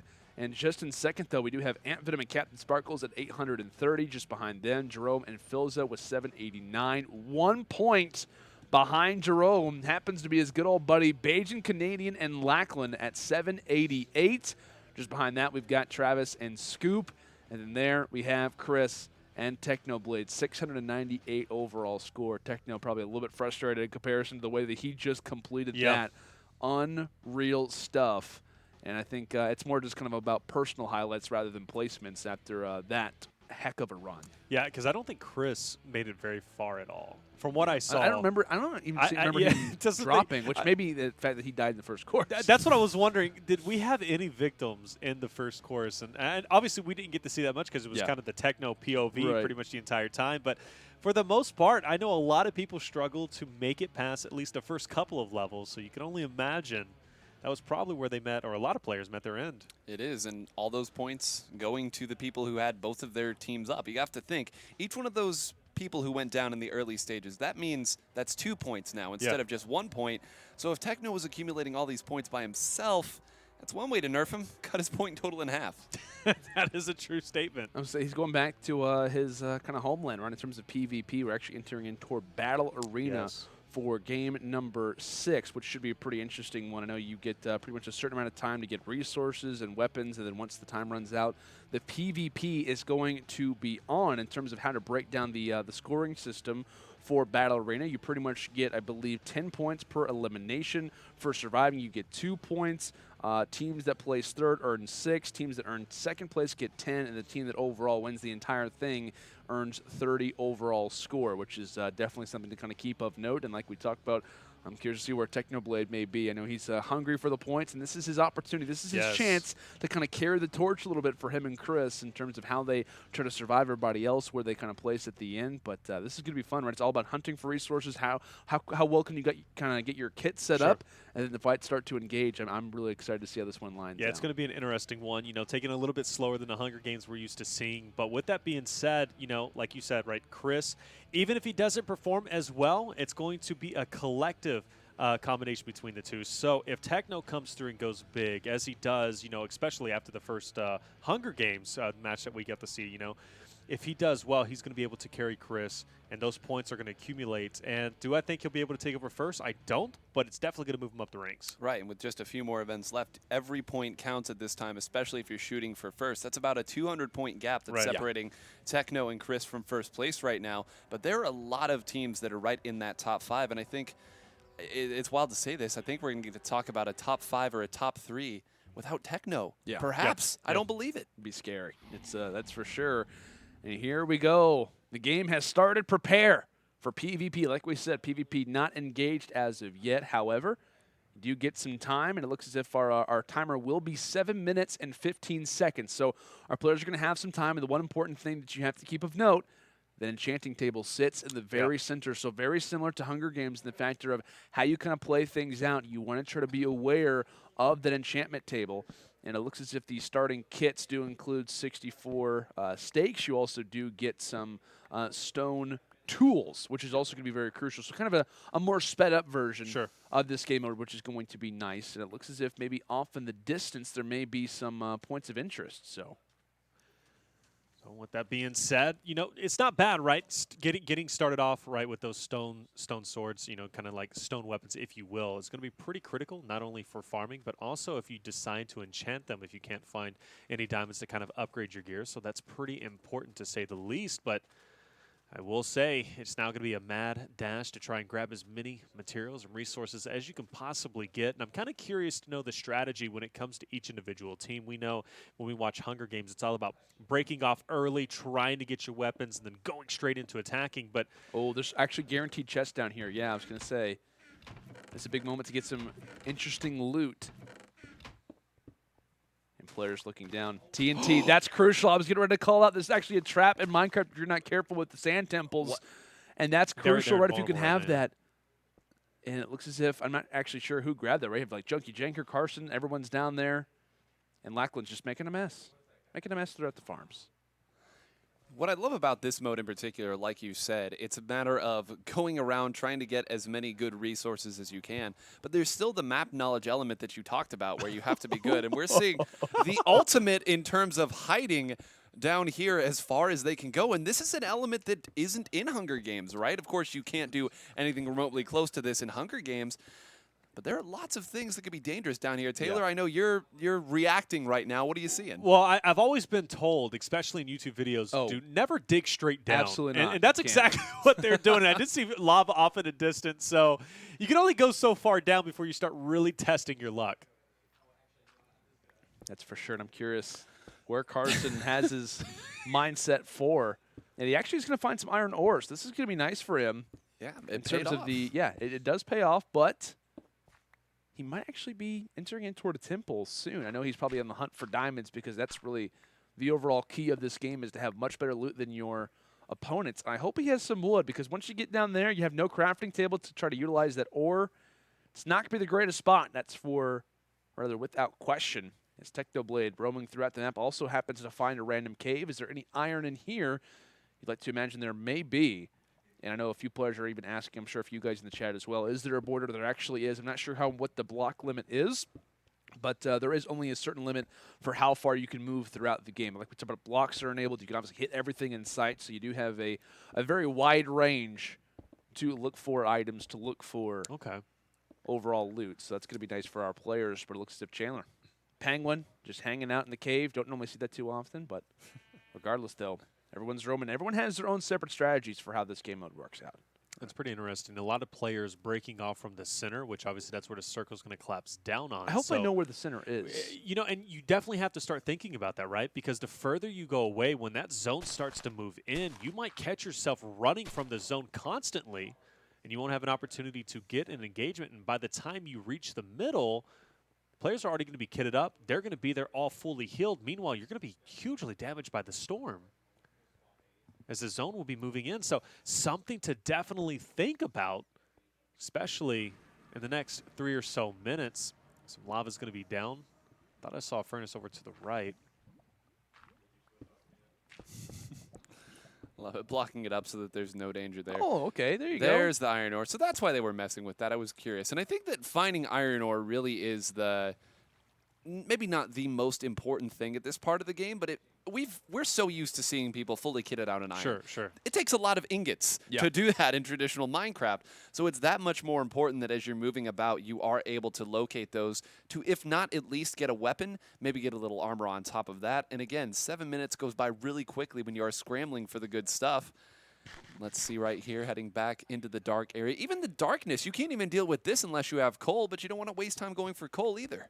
And let me ask you, Landon, do you think it's smart to maybe stick close to maybe a weaker team if you see them off the break? Yeah, I mean, you already have a weapon in your inventory. That's a good point. Yeah, I mean, I think that's not a bad call, but at the same time, for early loot, you maybe want to try to surround yourselves with players who kind of know what they're doing, because if you're going around a team that has no clue what's kind of happening, that could actually hurt you in the end because they're not going to lead you toward any loot. They're not going to lead you toward anything that's really kind of that much of interest. Like, so they're in a cave. I think depending on the location of where that kind of maybe less talented team may be, that would be actually a pretty decent call. But I think at the same time, if they're just kind of roaming throughout the map, not really achieving anything, it may be a better idea to try to go off and do something else. But regardless, though, a lot of strategies in mind. I think that Dan and Think Noodles Okay. on ground level. They're not too far away from that middle area, which we've been talking about. If they can find some iron, maybe earn some XP, they can make their way over to the enchanting table and be a leg up over the competition. We've been stuck in the shadows for so long now. To have daylight all around us is kind of blinding in a way. But you love to see it. But yeah, that zone's going to be moving in just a minute and a half. And you guys are right? When it comes to the zone, or at least that 7 minutes of invulnerability off the start, it goes by extremely quick as we continue to try and just get the materials. There's such an interesting risk-reward involved here, too, because going down this deep does mean that you're further away from the center, as you mentioned there, but it also means that anytime you're trying to come back to the middle, you're going to have a really difficult time going through those people. And again, if you're stuck out here on this side, this does give you the chance to get more iron, as we see Jerome completely decked out in it right now. That is very good. That's full iron, if I'm not mistaken. And of course, we've seen using multiple furnaces here to make much quicker, cut the load in half, mini hands, light work, as we all know. But I like the decision. It looks like some of these teams have opted to load up one player as much as they can instead of dividing their resources. And I think that's a great idea, because ultimately you don't have enough time, barring incredible luck, to do that. Sorry, I'm laughing. It's just, you say divvying up the materials. I'm thinking about Techno and Chris, and it's like Chris is like, I'm just going to keep everything. Techno's like, give it to me. I have the best chance of winning this for us. And Chris is like, Chris, the meme lord, is like, nah, I'm keeping all this myself. How many diamonds do I have? I won't tell you. You have 6 diamonds. Give me some. Nah, man, I'm good. Well, look at this. I love this angle. I know we only get the opportunity to achieve it for so long. You always have like kind of the glitches in Minecraft that allow you to kind of see through the floor, but the ability to kind of notice where all the dungeons are, where all the patterns that lead to a number of different caves is super, super interesting. You also notice the player tracker, a.k.a. the compass. Now, that's going to play massive because you have such an open world, at least to kind of start things off. You want to try to be aware of your surroundings. And I think, at least for right now, Beijing Canadian, I don't know where Lachlan is. He could just be off to the side, or he may have tried to venture off into another perspective. And I think Beijing was just kind of weighing out the options, trying to be aware of who was around this area. And I love this strat, right? Jerome feels ironed out, at least in terms of the swords. I know for Jerome, he's obviously all decked out, but kind of hanging around that middle, not a bad call. So as PvP is officially enabled now, it is not going to make anyone's lives easier, that's for sure. And I think Phils and Jerome are saying, hey, now's time to get to slaying, right? Now's the time that we put all of our hard work to use. And I'll be honest, they're probably one of the only teams that's prepared for the fight. Definitely so. And I didn't take into account the experience that it takes. When it comes to Hunger Games versus Mitro, come on, Meech. Meech, it probably dug straight down. I'll be honest. What's sad is that we saw the exact same thing happen to Mongrel in the very first game. Yes. In all of our tournament. Yeah, we did. In Hunger Games. That lava, I'm telling you, is vicious. You got to watch out for it. But look who's coming up from the depths just below. Captain Sparkles and Venom. I like what I'm seeing. I like what I'm seeing in terms of their kit as well, right? I think there might have been a stone sword for Ant Venom, regardless, though. Iron armor. That's going to be key. As long as you can absorb the blows, you don't necessarily have to give him as much. But Technoblade, iron, sugarcane, everything in between. He's all focused on that sword. And we'll see what he can try to do. Not interested in any of the rabbits. Just being in the way. No resources needed. He is a laser-focused human being. I don't even know if he's a human being, to be honest. Is he just making a mad dash towards the center right now? He might be. Well, what he thinks is the center, hopefully. Oh, okay. Okay. So player spotted. Ant Venom and Captain Sparkles are on the hunt for Skeppy and Bad Boy Halo, which, if we look at Skeppy's costume, we're thinking diamond. I think that may or may not just be his skin. I don't think he actually has the armor, but look at this. Look at the bunny. look at the chasm that exists just on the side. They've got to be very careful of that. And Ant Venom gets taken down by Bad Boy Halo. Captain Sparkles, who looked to be in a fantastic position, now was the one who happens to be running away. Absolutely. He's got to get away during this time. Lot of room, How horrible. Though. But, I mean, he's got a lot of space to run. Ride a horse. But he's running straight into water. And this might be a bad situation to be in, especially with that zone moving through. But the more ground you cover, the more people you might run into and open yourself up to a three-piece scenarios. Just smack the donkey in the face. Get out of the way, donkey. What are you doing? Oh, I love that play from Skeppy. I think he tried to place down the furnace to get the extra jump. That was such a clutch call. I think his teammate, unfortunately, did not see the same fate, but Captain Sparkles maybe getting cut off right now. That's the advantage of being the one who's running, is you have the ability to try to cut off certain angles, but CP, that cape blowing in the wind, that's for sure. And I think Skeppy is saying, you know what? It's all right. It's fine. Not a big deal. Jerome. Looks as if he took some damage. I know there's lava in his inventory. No, you know how dirty that. Are they making a Wait. fortress? They might be making a fortress with happened? lava. I'm so confused. Are they enchanting right now? I think that's the. Yeah. So my big thing was that if they do have lava, what if you place that in the center? That's what I was That thinking. allows for no one to get to the enchanting. That's what they're just doing did. it. That's what I was saying. They're setting Oh up my a trap and setting up gosh. like a little, like a moat, if you will, around. So players are going to be forced. Who is this? This is Who is this? Vic Star Vic Star and James Charles. Victor's like, tell you what, James, this is the strategy. This is how you survive everything. By the way, I'm going to point out, okay, I was going to say, if Vicstar is not careful, so what they're trying to do is just go for the sky base, I guess. I was going to say, I thought they maybe had another call. You notice that someone's below. Oh no, he's going to break it off. But the thing is, they've already built. They they did wood. it. So Mission they're good. accomplished. Yeah, that's what they tried to do in this situation. So clever call. And you notice, I think it's Phil's at the bottom. Was feeling pretty good about that. Doesn't really accomplish anything. And they're also right next to center. But how are they going to hit the players down below? They're don't not think worried they about that. They're worried care. about the long game. Okay. I actually like this call. Massive props to Vicstar and James Charles for coming up with this. Despite destroying the blocks at the bottom, it doesn't work the same way as Fortnite does. That thing will stay there until you engage upon them. So that's the only way to counter Philza and Jerome at this moment. The guys who obviously have enchanted swords, they're feeling good, is just to build a nearby residence just off to the side. Be those annoying neighbors. I like that.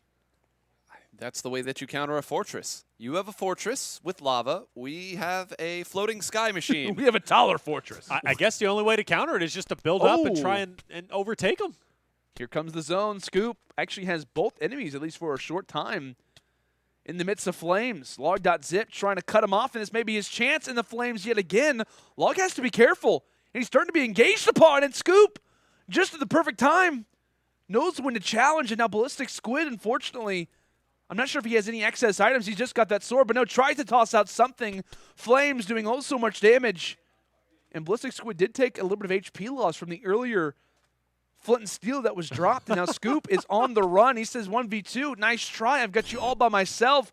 There goes one. There goes another. So Ballistic Squid, Connor, and Jay Schlatt all falling from different people in a short amount of time. 29 players left as the zone starts to move in. Skybase off in the distance. I So think I saw beautiful. another one to the left, if I'm not mistaken. So I think there's a total of 2 Skybases right now. Potentially. Is that one? Yeah, that is one to the left, right? So Okay. this is going to be an interesting battle, to say the least. And I only wish there was, like, bow and arrows so they could just fire off at each other, kind of like Vikings off in, like, the Oh, look distance. at this. So Sidearms and Speedy, like we talked about, they've kind of set up their own location on the other side, though. Technoblade, he has no interest in Skybases right now. It's all about the ground combat as Jack, Donnie running away from what seems to be their demise. The flashing lights, it's getting intense, lightning everywhere. And I think, wait, I'm curious. I saw a snipe come through. It is nighttime. Surely there aren't Another Skybase. mobs. Surely there's not skeletons roaming around. If that was the case, that would definitely add a new element. Someone quickly tried to build up to try and dodge what will be the influx from Mr. Technoblade, ready to try to cut off Jack, and on the edge of the zone there. They've got to be careful. And this is kind of a permanent thing that you can do. Also, we're receiving word. This is interesting. As players fall, their loot actually falls in the center, which makes this even more of a crucial point. And I think someone actually died with a diamond chest plate, because we have not seen Philza and Jerome leave here. And he also now has a diamond sword. So center is very important in comparison to what we thought. We thought it was just an enchantment table. No, when someone drops, when someone dies, you get all of their loot. Get all the loot, but How important is that? it's pretty massive. So obviously, Skybase is beneficial, right? Because players can't attack you, but you're also missing out on loot. Oh, for sure. Oh, and there's that someone you're that was trying not to able challenge. to get. So, you know, there's obviously a lot of things to think about and some different strategies. There's Jerome, Philza, kind of hanging out in the back or More over loot. in the center. More loot going to be there as they've just been chilling. Nobody's challenging. Oh, what? Oh, what do we have? Oh, my Are they gosh. building over? They're trying to build over them. This is such a smart call. James Charles watching the flank. Vicstar is building over them. And I'll be totally honest with you, unless they look up, they may not be aware of this. How's he going to get down?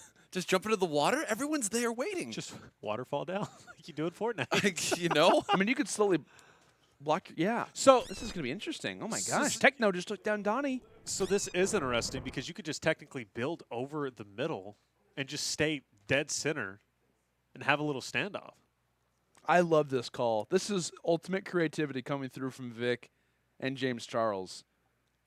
This is something. See, this is something that I would have expected from Nick 2018. Wait, Like, there's, just build there's another straight up. team.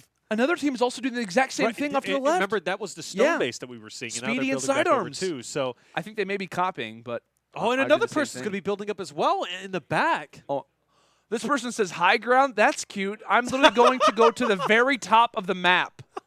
Nice try. Also, the big thing is once the zone moves in, it focuses on the center. If you're at the very top, you can make sure you are in the closest point to the center as possible. Mongro's got ultimate high ground. Imagine that. The Fortnite skills coming Oh up my and gosh. active as we see Philza and Jerome chasing after Technoblade, severely outgearing him at this point. James Charles James got taken Charles- out by Junkie Janker. Where's Vicstar? Where's Vicstar at? I think they might have jumped down. Or maybe James Charles fell. That might have actually happened. Maybe James Charles got too close to the edge. Oh, man. Junkie, he's mad. Wow. James Charles says, friendship. I thought we had some friendship. I thought we were there. And unfortunately, Skeppy and Bad Boy Halo just have to jump in at the right time. I don't think Lackland even spotted them. Oh, Captain Sparkles. So they're going to be taken down. Captain Sparkle's looking for a little bit of loot, but he falls in the water as well. And fighting for the middle. Jerome is here. Everybody's starting to rush on in. Lava is placed. Lava is placed down. Jerome is up top. Bad Boy trying to come on the flank as players are falling. There goes Jerome. Philza fallen as well. And that topside strategy may be looking out well. As only a Skeppy? few more players are left. Skeppy needs this against Techno! Skeppy, the #1 person right now in the leaderboard, but Techno coming through like he does in Hunger Games. Let's go and look he up. comes. Wow. Wait, Vicstar! Vicstar's above Mongrel, I think, now. Only in this game mode can you get 5 people left alive and only 1 person on the ground. So this is what happened. I think that James Charles went up there with Vic. Yeah. James tried to contest Mongrel, which clearly didn't work. But during that time, that gave Vicstar the perfect chance to get toward the top. I want to point out this is the only. James Charles sacrificed his life. This is the only time. Oh, the lava's lava. coming down. Oh, I was going to say, you noticed that Mongrel was ready to try to destroy the structures. He thought it worked the same way in Fortnite. It does not. Yeah. There's So- not. Lava does not become a movable object for you in Fortnite, so he's got to be super careful I wanted with to say this is the only time Vicstar is ever going to win high ground over Mongrel. It's true. The only time that will ever happen. It's true. Because it's not Wait. happening. Who else? Who just fell? Team CPK? Wait, I think CPK coming from a separate structure. CPK was in the mix. Mongrel! They're so high up, the players aren't even rendering Mongrel. in. There's still another player down below. 200 IQ. think. 200 IQ from Mongrel says, you know what? I'm just going to hide in my 1x1. And look at Techno. I love this. And Technoblade. Techno's just chilling. All the spoils. As per typical, right? Literally, this is what this guy normally sees. More lava. Need more lava. He just keeps playing. And if you're Vic, you can slowly make your way down since Mongrel's in a 1x1. Since Mongrel's in a 1x... Wait, Techno! What?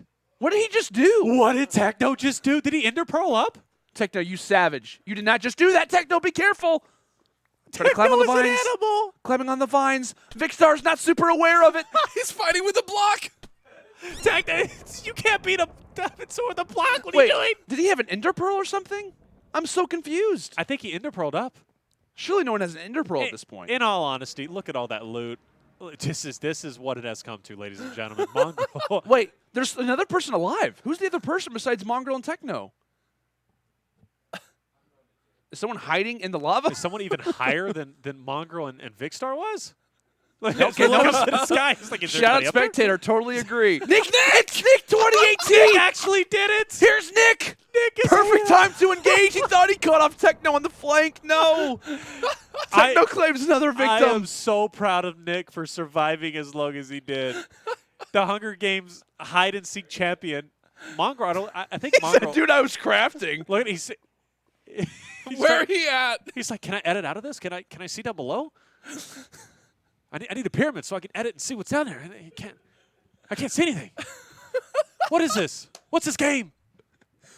Mongrel, by the way, still has He still has. I don't think he a knows. stone I sword. genuinely Does he don't know how to get down? I genuinely don't think he knows how to get down. But honestly, is this Mongo, a be bad careful. position? Because look, he's safe up there. Meanwhile, the lava continues to grow down below. But you can still just hide in the water because the lava will only. But then it won't again, affect the water. But so. then Oh, again, Mongo's what? going. Mongrel! He didn't hit a lily pad. Okay. Thank God. Oh, Techno. All right. You want to try to come down here with me? This is how this is going to work.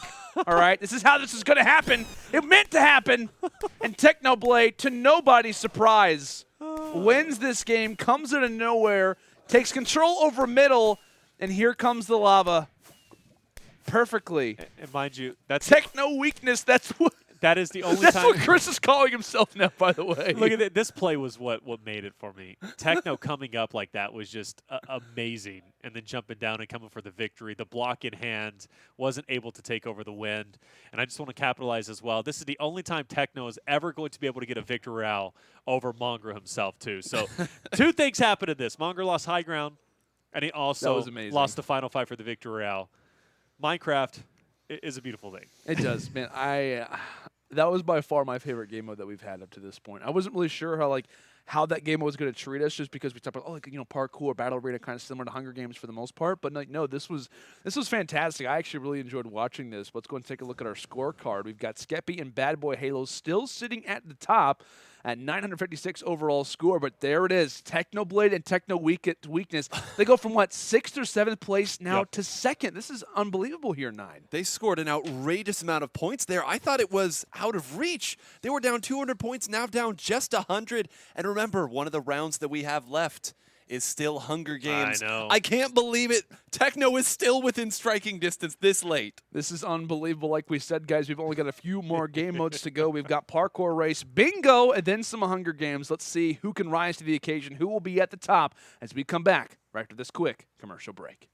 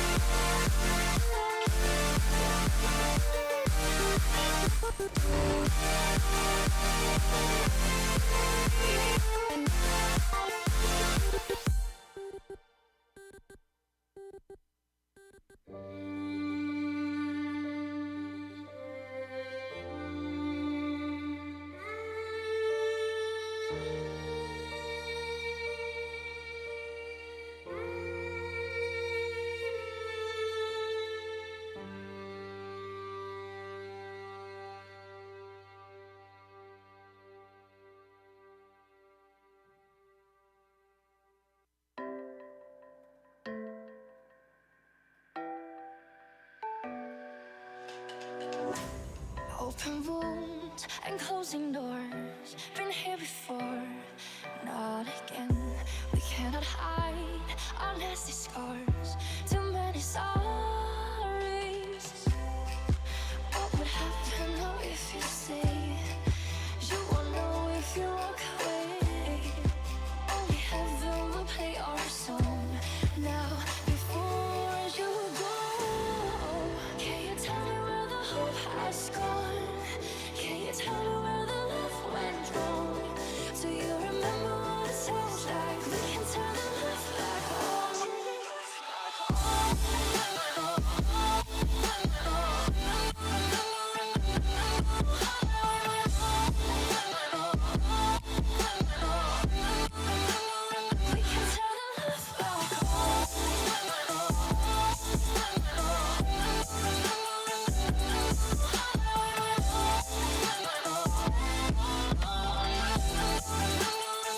the love back on.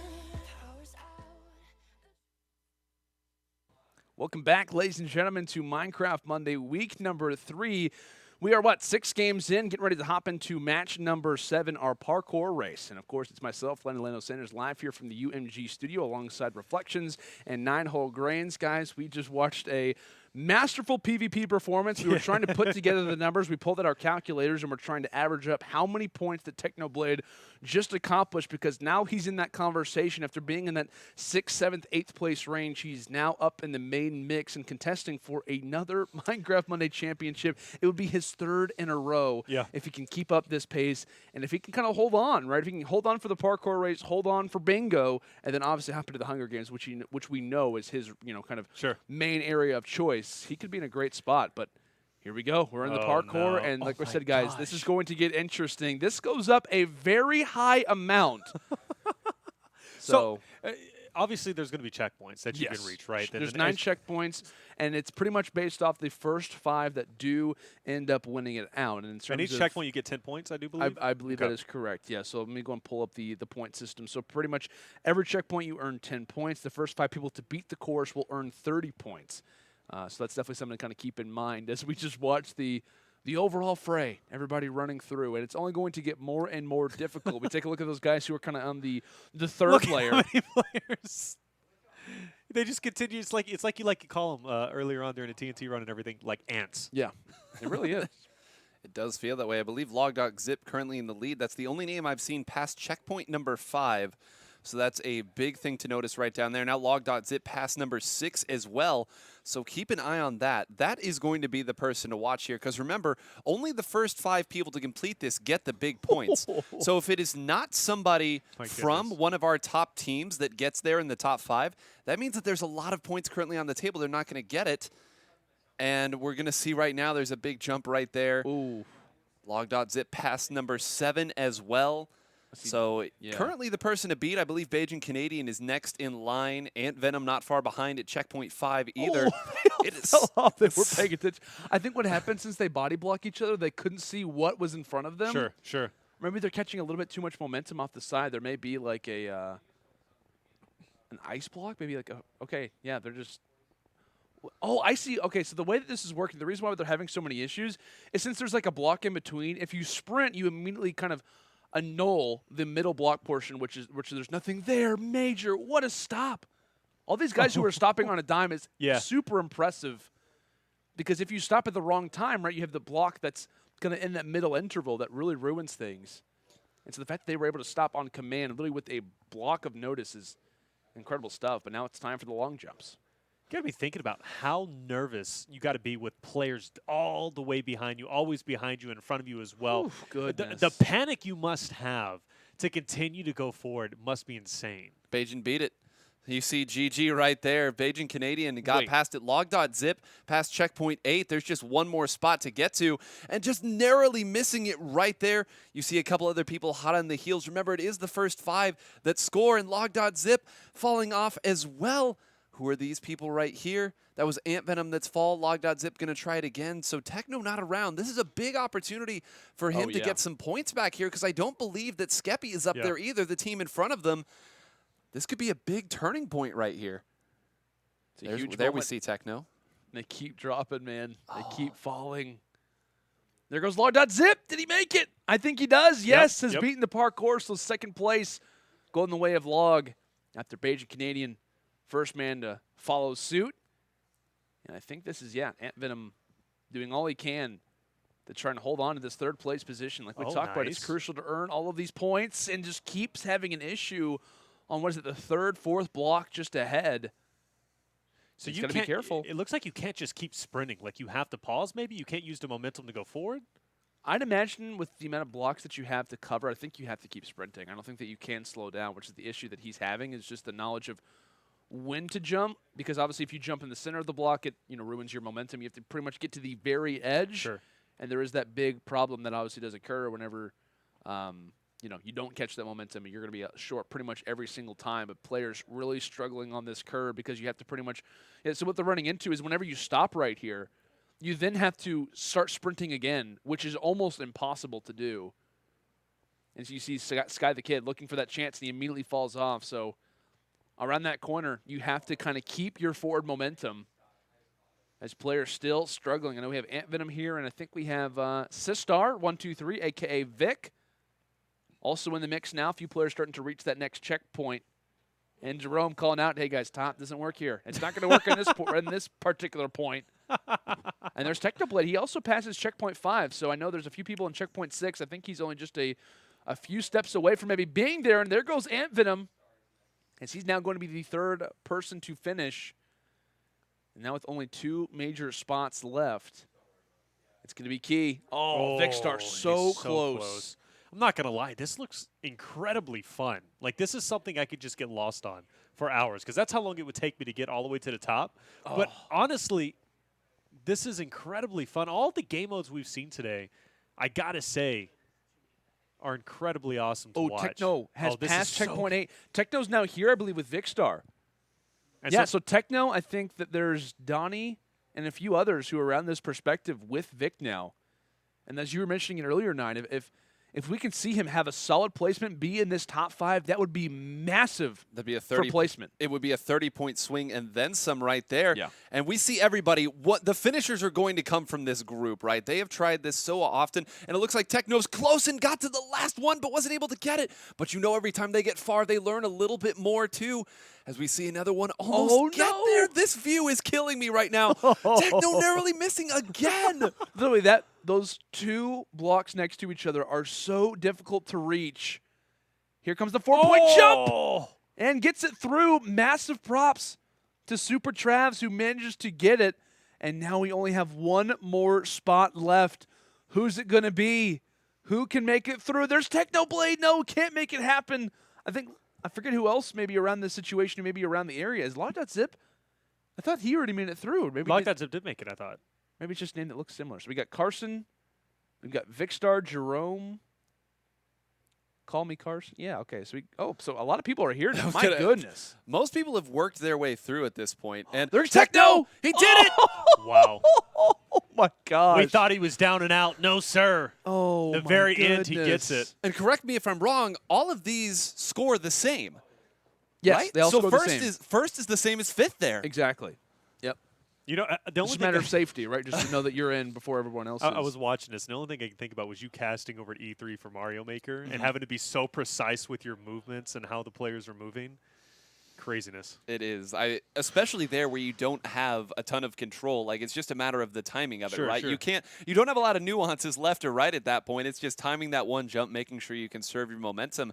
And I think the game going on that long as well does kind of hurt the top teams as well, because remember, that means everyone else is getting more points. And as we take a look right there, this is suddenly very close. All of the top 6 teams within 100 points of each other. That's insane to think about. I know we have Skeppy and Halo still at the top. Ant Venom and Captain Sparkles, they're fighting back for their position, just 3 points ahead of Super Travs and CS Coop.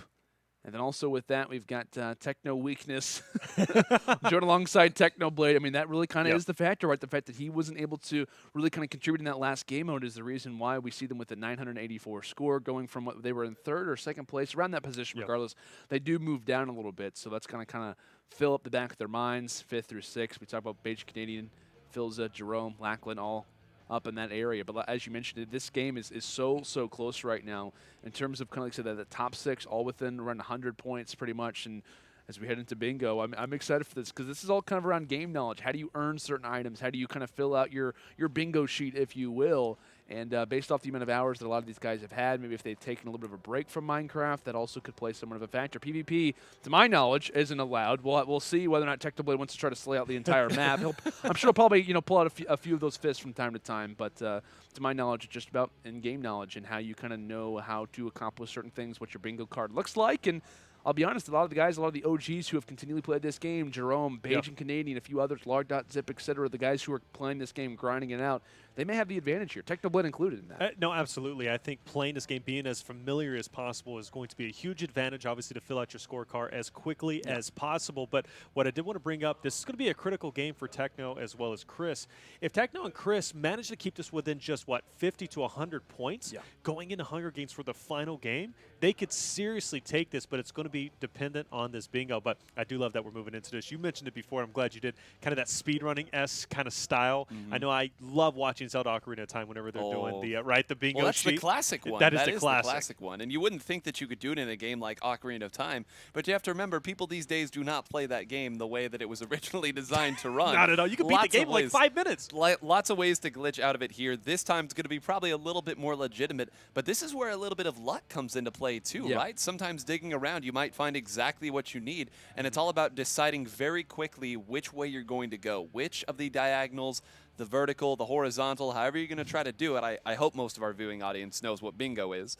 There's probably a few who don't, but you'll learn. You'll learn along You'll learn with very us. quickly. You will. all you do at the end, just scream bingo as loud as you can. That's all you got to do. That's kind of how it works. I mean, Even if you're the only one in your room, just scream as loud as you can. so don't do that. Your parents are going to freak out and be like, "Why are you playing bingo by yourself?" Or if That you live in doesn't an make apartment, sense. your neighbors, what is he doing over there? Bingo, what? And we do see some enemies on the map here, so that is an element of it too. Yeah. Got to be very careful here not to be too dangerous, but this is another situation where splitting up can become important too, and that's this mode more than any of the others. I do feel like will reward that. Oh, for sure, right? And one thing that I'm also curious about, if you were to, die from one of these characters, does that reset your inventory, which then would reset your bingo card? I don't know. That's definitely something to kind of keep in mind. Definitely something to be aware of, as Lauren. There it is. So Spectating on the if you side. die, you just get teleported back to spawn, but all your items drop where you died. Now, that's massive to be aware of, because I'm sure that if you're around a player that ends up dropping from another team, you grab their items, and they probably at least help you out in your bingo sheet. If not, I'm holding on to their items to make sure they can't get back to where they were. So dying could actually play a massive factor into this game mode for sure. Well, not only that, imagine if you venture really far out and you're not as familiar with where your location is, or you weren't paying attention where you were going. If you lose your items, you might not even be able to find where you died at. Yeah. Take a look right here. Crafting tables going down. That means that Techno has at least something on the sheet within reach there. The bowl is made right there, so perhaps a suit, or maybe just the bowl themselves. We have a bed there, 1 out of 9. Mushroom stew. So I love this that we're getting here at the bottom so that you can see what they're trying to go for. Shout out to production, as you said. And I think that based off of what I noticed from the top right, notice it says teams done. So I think in order to complete this, because it's a matter of the first few teams to kind of score. So you earn 10 score to any person that finds an item. You also do earn 20 score to a team that completes a card. Obviously, we're taking a look at Techno and oh wait, do they collectively have to do this, or is it? Oh, so okay, so it's shared. That's interesting. Okay, I thought that it was separate. My bad. So I was going to say it is a team aspect about this. So if you are communicating, it's a matter of instructing. Hey, how do you accomplish? Where do you find certain things? And so I will say, I mean, what pattern for you guys looks to be the easiest? I'll be honest. Each kind of one has their own issue with each other. Right. Like finding TNT is a problem if you want to try to go upwards, or obviously in that kind of a horizontal spot. Obviously, golden apple, not going to be easy to accomplish either. The one off to the right may be possible if you can find some sugarcane, turn those into books. And then you also have to kind of maybe find a fishing pole in order to earn that. And so it looks as if already from, I think this is Jay Schlatt's perspective. Or wait, this is Vicstar and James Charles's bingo sheets. They've already got one of them out of the way, it looks like. Oh, wait, J-Slat getting hit right now? I think he might, actually. Something that's very, very low on health there, hiding out. Oh, yeah, something that we have to do in Minecraft. Sometimes you forget. You can be attacked by random mobs, and you need to hide every once in a while. So very nice there. Again, 0 teams done. To just reiterate and make sure that everyone knows what we're doing here. 20 score to the team among or upon the card completion. 10 score to the person that finds that item here. So you just want to be in one of the top teams to get their bingo card finished. Sure. Because I'm going to be honest, if that's the scoring system, I don't know that there's that much of an opportunity for a score to shift here. I mean, that's a good point. What, maybe 100 total points they're playing with here, provided they go for a straight bingo? So it's 10 points per every item you find, you say? Yes. So with that being said, if you die and lose your items, do your points go away? Or whenever you go back and find the items, maybe do you get an additional 10 points on top of that? So that could be something to be thinking about. It is. And also, do these players want to go for blackout, too? Because, again, that's a big, big point shift. Now, like you said, we do have some tricky items. TNT, Diamond Sword, of course, not something that you're just going to happen upon in random gameplay here. But it does look like we'll be taking a look at Jerome here. Has a couple furnaces there, as well as a crafting table. You know, they're going to be close to making something of use here. But this is interesting. This is kind of a hurry-up-and-wait situation where we're just like, we can't quite speculate on what they're trying to build here, but we know they're working towards something. Right. And I noticed, too, I believe that I'm almost positive every single player has the same bingo card. So in terms of the items of interest, the one that you really want to try to accomplish, I know that a lot of players are looking for the same. If you notice, like, books and beds are very kind of normal. And I think Lackland and Bajan are the only team, for the most part, that are at 3 out of 9. So any indicator, that is going to be important, but to no avail. I think that all items on the bingo cards as well have to be found because I think, standard it's, B-I-N-G-O. I think you pretty much have to get all 9 items. So that is going to be important. It looks as if C-Scoop, Travis as well, I think they've entered into 4 out of 9. But like I said, all players had the same bingo card. They do work together on accomplishing these things. And if you do end up dying, if you do end up getting dropped, your inventory does get split upon the floor. So that could be a problem if you do try to split. You never know. Those mobs could become somewhat of a problem. So we kind of get to see Bajan's overall perspective. So it's unique, right? You have to definitely find diamonds. You also do have to find some gold in order to make that golden apple. And that's not going to be easy. You have to do some searching to find some of that TNT as well. So this is going to be fun. I'm actually excited to see how this all lines out, because a lot of these later items are going to take quite a bit of digging, quite a bit of research to do. And I was about to point that out. Like, we're going to reach a bottleneck because I think, finding 3, 4, 5 items off the start, it is impressive to say the least, but it doesn't necessarily put you ahead of your competition as much as you would think, despite the number being there.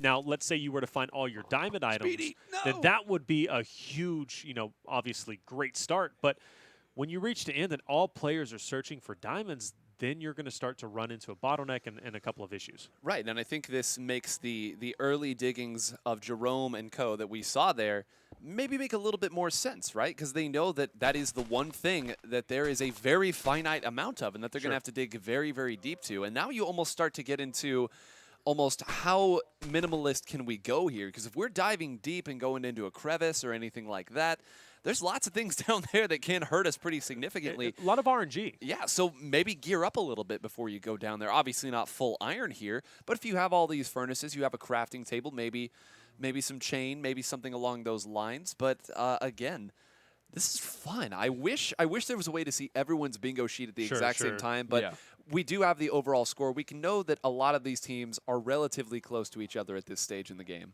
Yeah, I don't think we've seen anyone get to 5 out of 9 items, at least as of Not the yet, moment. not yet. I think the farthest we've seen has been 4. As we are seeing Sky the Kid, Afmo getting in the same situation in terms of their overall game. Mushroom Stew, finally found from Jay Schlatt and Connor Eastpants. Hey, that's all it took, man. You get one item, now the momentum begins. I keep seeing a lot of players at one item, so I can only imagine.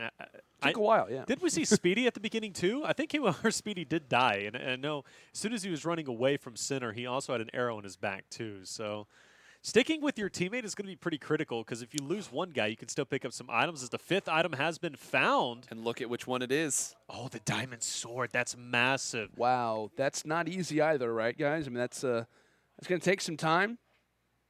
And I will say that was near a village, I think, that Nepenthes was just at. And if you take a look at Super Trav's screens, they actually did end up finding a few more items since we last visited them. They've got the golden apple. They've got some TNT, some other things still yet to do. But it looks as if Travs is realizing, hey, I got to go fishing. I got to go fishing, man. So I think he actually just found that. Yeah, so they just found the raw fish. They're now at 6 of 9. It's a big opportunity. Still that gapple to be found, though. So that's going to be a tough one, obviously, to make. It's got to start digging down, finding that gold. Still a cactus green that they will need as well. So the last 3 items still pretty tricky. Of course, cactus green, you're going to need to venture out a little bit if you want to find that one. As we see teams finally starting to put together these diamond swords pretty early on. So you see 3 out of 9 diamond sword. Some of these teams have clearly been prioritizing getting that difficult item first. Definitely so. And obviously a very successful start, to say the least. I thought the diamond sword was going to be the last item you were going to be able to find, but I think as the players dig down, it's just one of the natural things they just randomly run into, right? Some diamonds. But like I said, that gapple is going to be quite difficult. Dan, he worked his way down quite a bit, but in the end it was successful overall, so not a bad start. Little Cal stuck.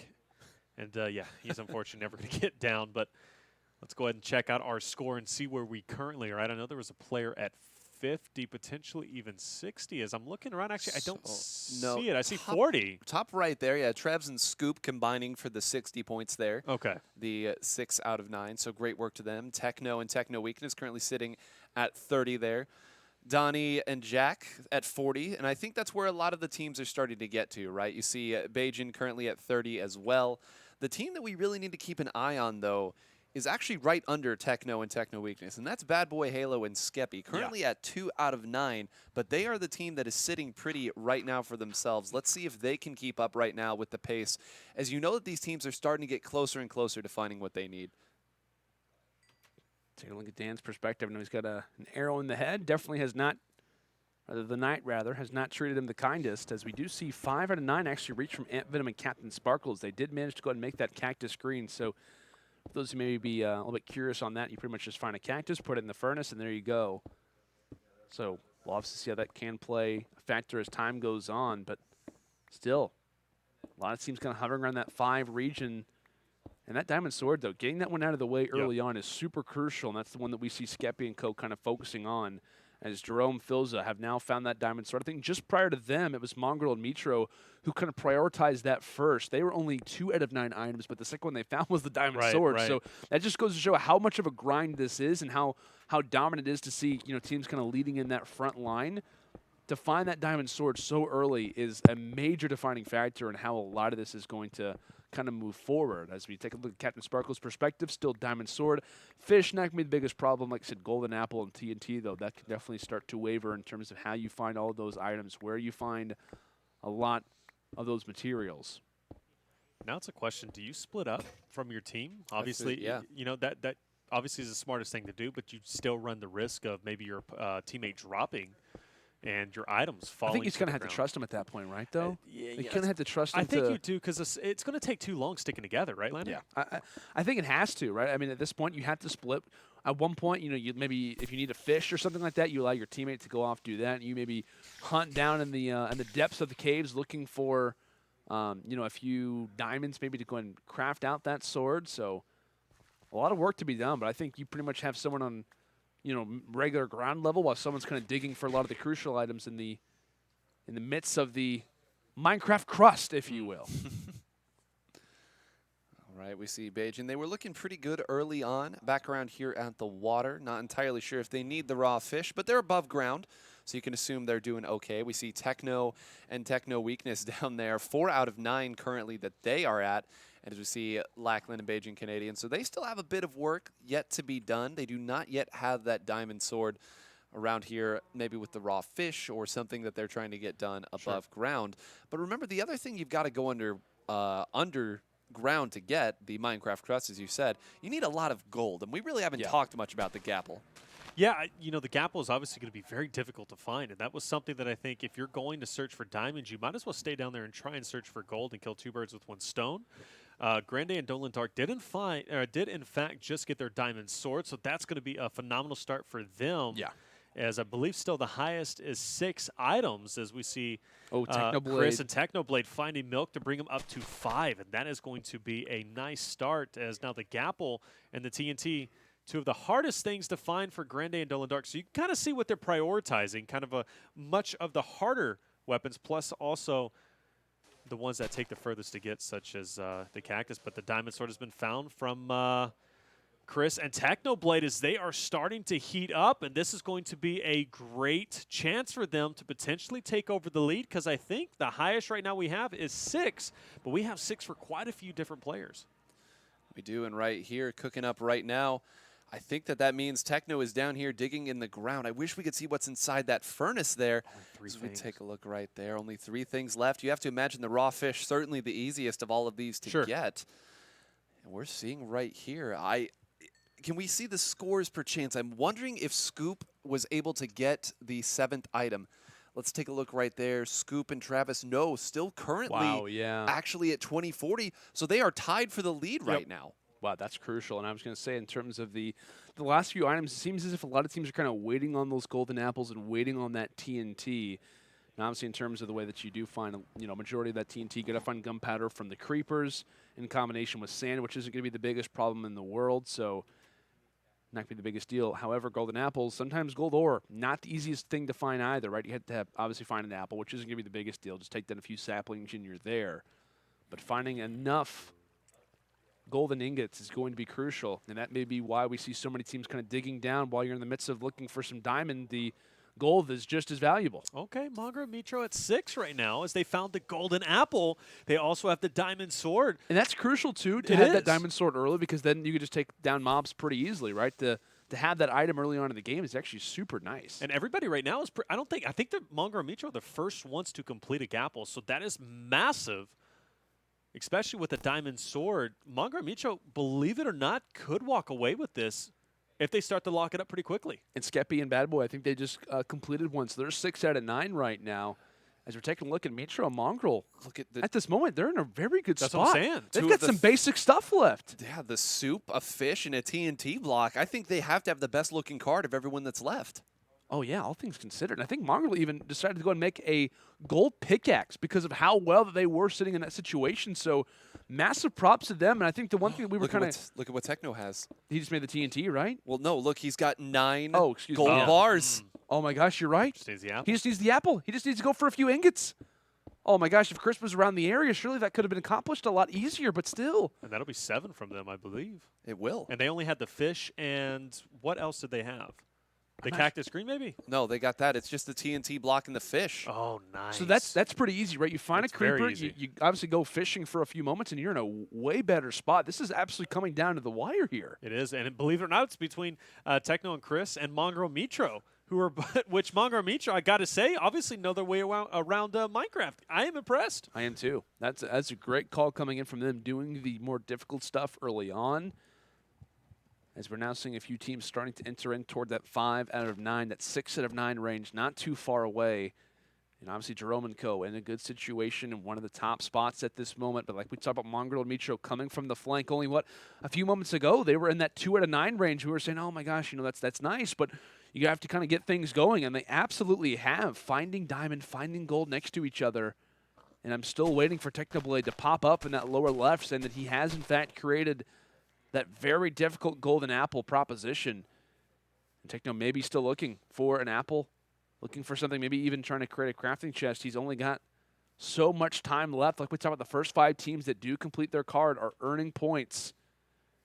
So to be involved in that conversation is going to be huge. You see Beijing Canadian saying, OMG, maybe getting involved in the inventory game.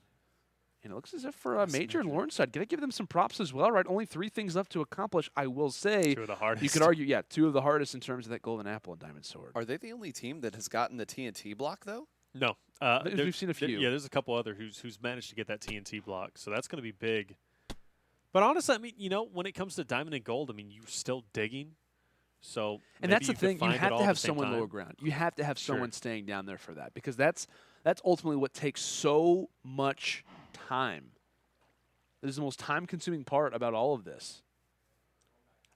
I'm curious, Beijing Canadian out there, a lot of OMGs coming through, and I'm wondering if both of them, his partner and himself, ended up dying, and they lost their items because they seem pretty upset right now.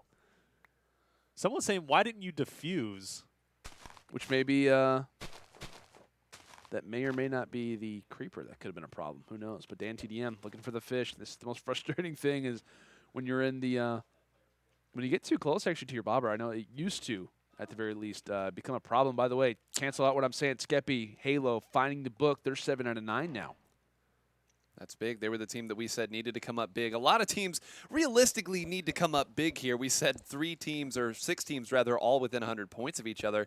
As we see their card right now, 2 of the more difficult ones to get here. But you know, there is something to be said for scoring as many points as you can with the easier items before the game ends. Sure, maybe you don't get the big bonus at the end, but at least you've scored maybe 70 points, 60 points. Yeah. It's worth examining.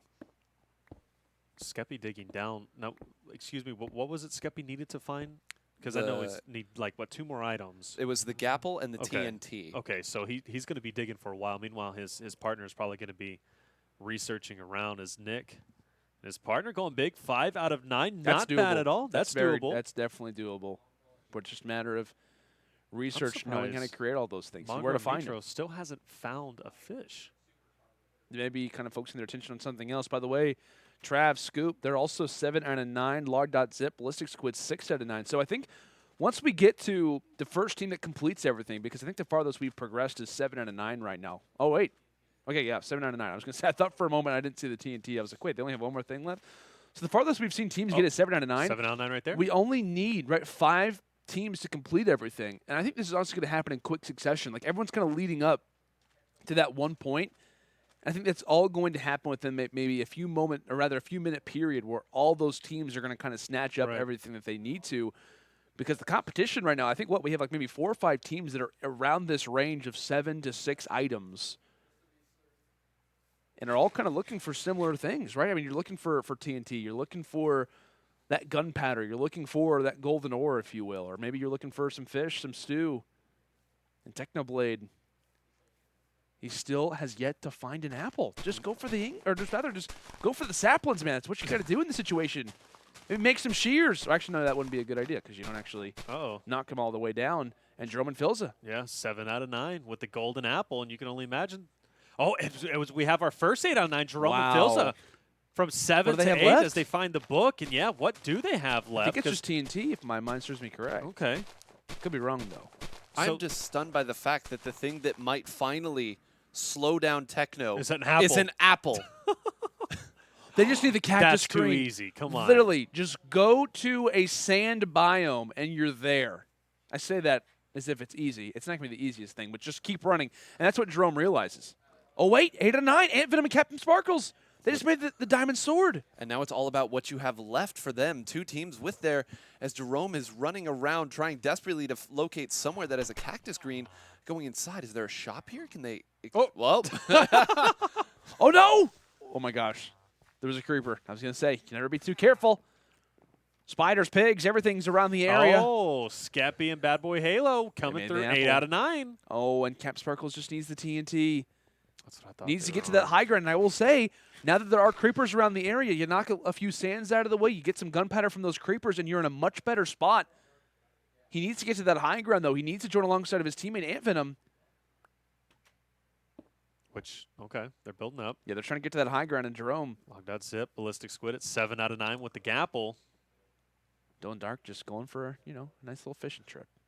Like that. Respect that. And you know what's that? I haven't seen Mongo or Mitro light up the score feed on the left. I think they're going in for a- the mushrooms, in a too, because while. surely everything else would take a lot more time. Or a lot shorter of a time, I should say. You would hope so. You would. Because they were killing it. Try to get to that low ground, look for some mushrooms, possibly Skeppy.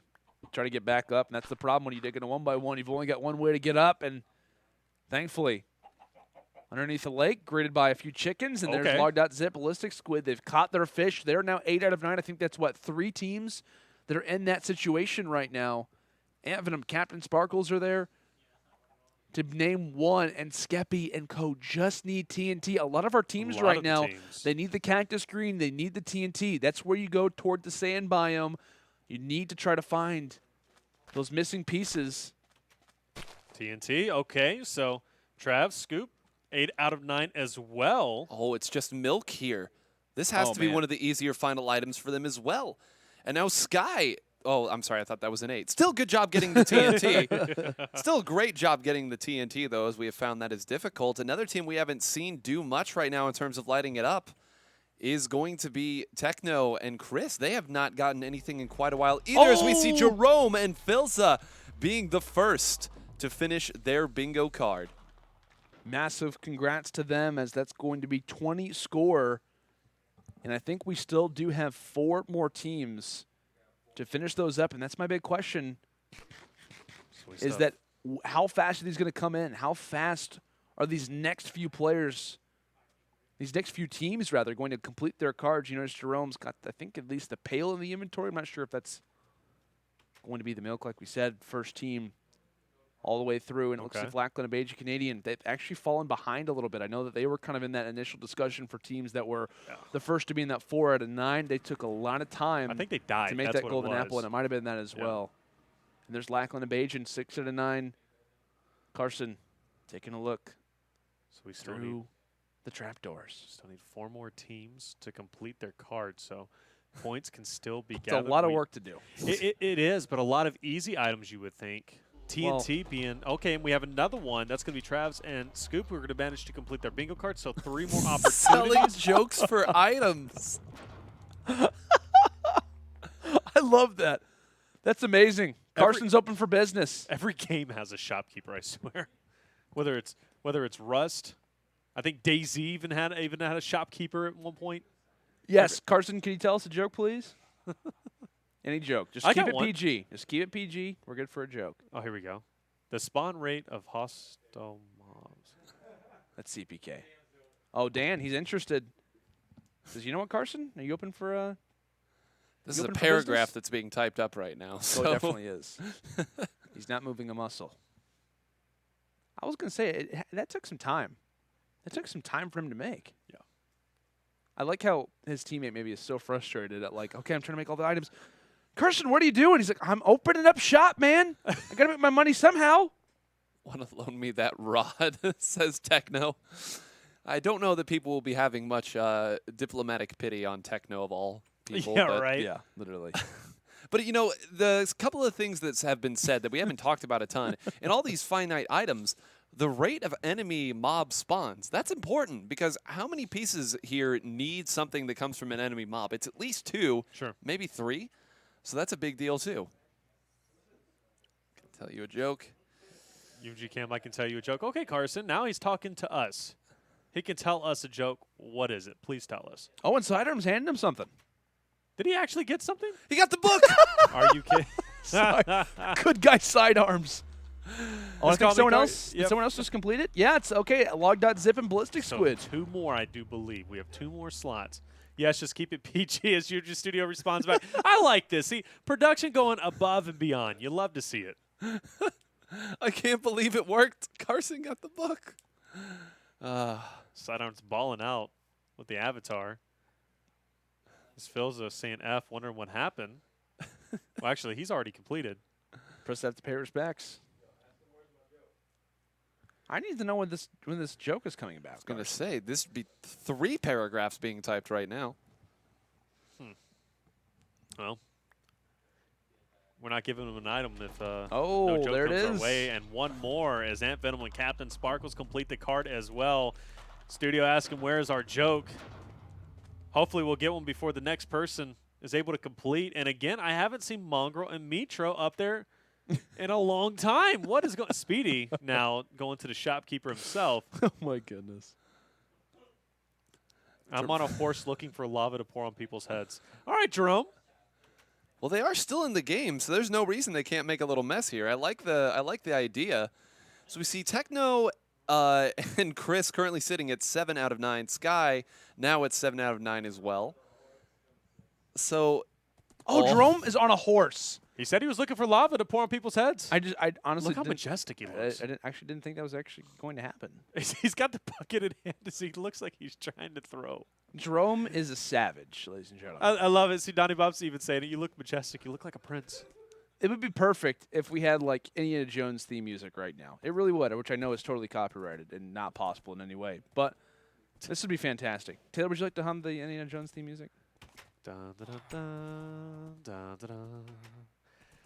Dun, dun, dun, dun, dun, dun, dun, dun. Oh, okay. So Carson's getting antsy about An this. item for the joke. So we can't. Keep typing it. That's not how it works, though. We don't have items to give. This is true. Carson, we had a deal here. We had a deal. You said, I'm going to tell you a joke. Then we say, okay, where's the joke at? And then now he's asking for an item. I mean, Carson's to be playing fair, hardball. it does say For an selling item. jokes for items. It does say selling jokes for items here. Carson has not gone We back just on the wanted a original preview. contract. I'm disappointed. I am too. Come on, Carson. It's a deal. Meanwhile, there's like 8 teams currently at 8 out of 9, but we are like, if this joke lands, none of this will matter. Is there a way that we can give him an item, production? Is that actually physically possible? Because I would love to give him an item. I have no idea what we would give him. Sand. Give I him mean, a block of sand. Okay, let's be very clear here. He said an item. He didn't say necessarily one that completes That's what I'm saying. his card. A block of sand. Give him a piece of. Oh, Speedy! Oh, He's burning The grief! The grief coming in from Speedy says no jokes here. All right. What a savage! We have. Oh, no, Carson's Carson's trying not to put by it out. himself. He's trying to put it out. We have leverage, studio. We have leverage. Tell Okay, him. let's we will make keep friends. the shop alive. We need to make friends with Speedy. We will call off the cavalry if he gives us a joke. That's all we require. Speedy, an agent of UMG. There you go. We will stop this if you give us our joke. That's it. That's all it takes. Oh, Carson. He's out. Is he done for? Oh, Jay Schlatt says it's actually my turn. My hours. Thank you. Speedy's working for us. Lava in hand. Ready to set fire to the man. I'm giving him 30 Call more me seconds. Carson. I'm giving him 30 more seconds. Honestly. I'm not even sure if we'll get that much Speedy time. says, Jay Schlatt, go ahead, man. Go for it. By the way, Technoblade, Techno Weakness at 8 and 9, which is That's like 6 teams currently. At Oh, 8 out of no, Carson! Carson! no joke. To be fair, if Carson does go down, Jay Schlatt's going to have plenty of items to give him. Because he'll be able to That's- pick his items up. Poor Carson. As Carson drastically, what are we watching? This is not Minecraft. This is not friendly. This is not the peaceful building game that I know. Oh no! I think he died. He died. I think Carson died. Wait, can we go back to the perspective really quick? I know Speedy is currently looking at our camera as a building burns behind him. I feel like Yeah, I think Carson died. That's what you get for not telling us a joke. should have told us a joke. We pull look off on the the- cavalry. Oh wow, this is cool. Okay, so this is from what I'm hearing, a Spleef arena. They have like won this. so quickly that they have time Time to build this. to build an arena. What's the rule on bonus points here? Yeah, I 'Cause think we should be handing them out. Carson, no offense, no points. You didn't tell us a joke. No points. So who's gonna win this, please? someone come to my shop and spawn. Carson, you have no more weapons. We know this. You died. Yeah, You got cactus. Wait, You got cactus. I will say, if he died, his inventory also got lit up in flames. There it is! Oh, and it was Vicstar and James Charles. I was going to Okay. say, right as the Spleef arena was created, I like it. that will live on, I promise. That will live on. I think Chandler's a little bit frustrated. I know he's known for not winning a challenge. Unfortunately, he's not one there, despite how close it was getting toward the end. I think they were 8 out of 9. That's going to be so annoying for all the teams that were in that same situation, because there was at least maybe 4 or 5 teams that were like one more spot, one for the more item longest that they time. needed. And they just couldn't accomplish it in the end, which got to be a little bit frustrating. But it is important for Vicstar and for James Charles as they kind of rise throughout the ranks. I know we've got our scoreboard ready to go, and I am so interested to learn exactly where we're at in terms of as we get ready to head into our final Hunger Games matchup. And it's Wow. going to be Skeppy and Halo in prime advantage of that lead. Ant Venom and Captain Sparkles, though, just behind Travs and Scoop. sitting in third. Jerome and Filza in fourth. Techno Weakness and Techno Blade still in fifth place. A lot of points to make up, but it's not all that much in comparison to what we have seen Techno Blade do in the past, right? 200-plus point games aren't that absurd for him, but the big problem, we have to kind of keep note of all these teams that exist just above. Skeppy, Antvenom, Travs, Jerome, all of these teams, if they get knocked down early or if they're slayed out and don't earn all that many points in the Hunger Games, this is very doable to make a fifth place to first place run in just one matchup where he finds himself, I think like maybe 140, 150 points down somewhere along those lines. So a lot of work to be done, but Technoblade, he's up for the challenge. Yeah, he definitely is. Like you said, we've seen him get well over 200 points, especially last week. This is the moment, though. From the break, this is when you have to start targeting the top 3 teams because you have to eliminate them as quickly as humanly possible. And Technoblade knows that, right? Absolutely. Well, he has to, right? He has to be keeping score of that. And if obviously getting those elims early on, getting those top teams out, even one of them at a time is going to be huge. It is, and that's the strategy that we've talked about over the 3 weeks that we have watched this specific game mode. It's always the top teams running into each other, stubbing their toes, kicking shins, and eventually one of them goes down, cutting their scoring proficiency in half. And I'll be honest, there's only one person I think who can do this one against all of these teams. If Chris goes down, I don't think that's any harm for Techno. I think that he might be able to do it. And all of the top 6 teams are within 100 points of each other. All of them are realistically within striking distance. It's going to be a big opening here. And keep an eye if any one of those top teams goes down early. This is insane. You wanted a close ending to Minecraft Monday. We did. This format did it for you. One final game. Oh, here we go. Game starting up. 4, 3, 2.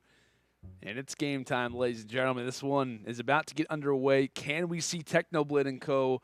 make it from 5th place on to 1st to win back-to-back-to-back Minecraft Mondays? It's all about to go down. It's about the early frags that we need to see kind of come in as we are live, ready to go here on Duckbill. Personally, one of my favorite maps that we've seen in all of this format. And Beige Canadian getting things off real well. Taking down Think Noodles, and I'm sure Dan's not the most excited about that. One guy we always have to be aware of, though, is going to be Skeppy and his teammate, right? This team has been playing so well up to this point. They currently find themselves in prime advantage, prime lead.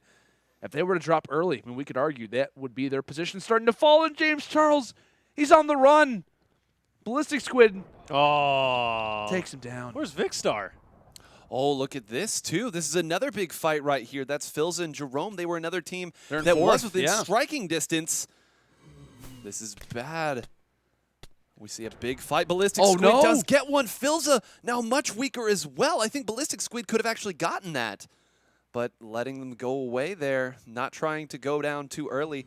They know that they are still within, they're at least within spoiling distance, if not striking distance. And I got to point out, by the way, Skeppy and Bad Boy Halo were starting off very passive, kind of taking over high ground and trying to chill out. They cannot afford to just base their points off of survival points alone, right? They have to go through and get eliminations if they want to take this victory, because there's quite a few teams who are just within 10, 20 points. And Lackland going down is going to be a big hit as well, especially to the top 5. As there goes Beijing Canadian goes down, and that is a big hit. But Techno coming through, getting an Elam himself. That's going to be big, especially for starting that comeback. Oh, and here's the big fight we were looking for. Skeppy and Co.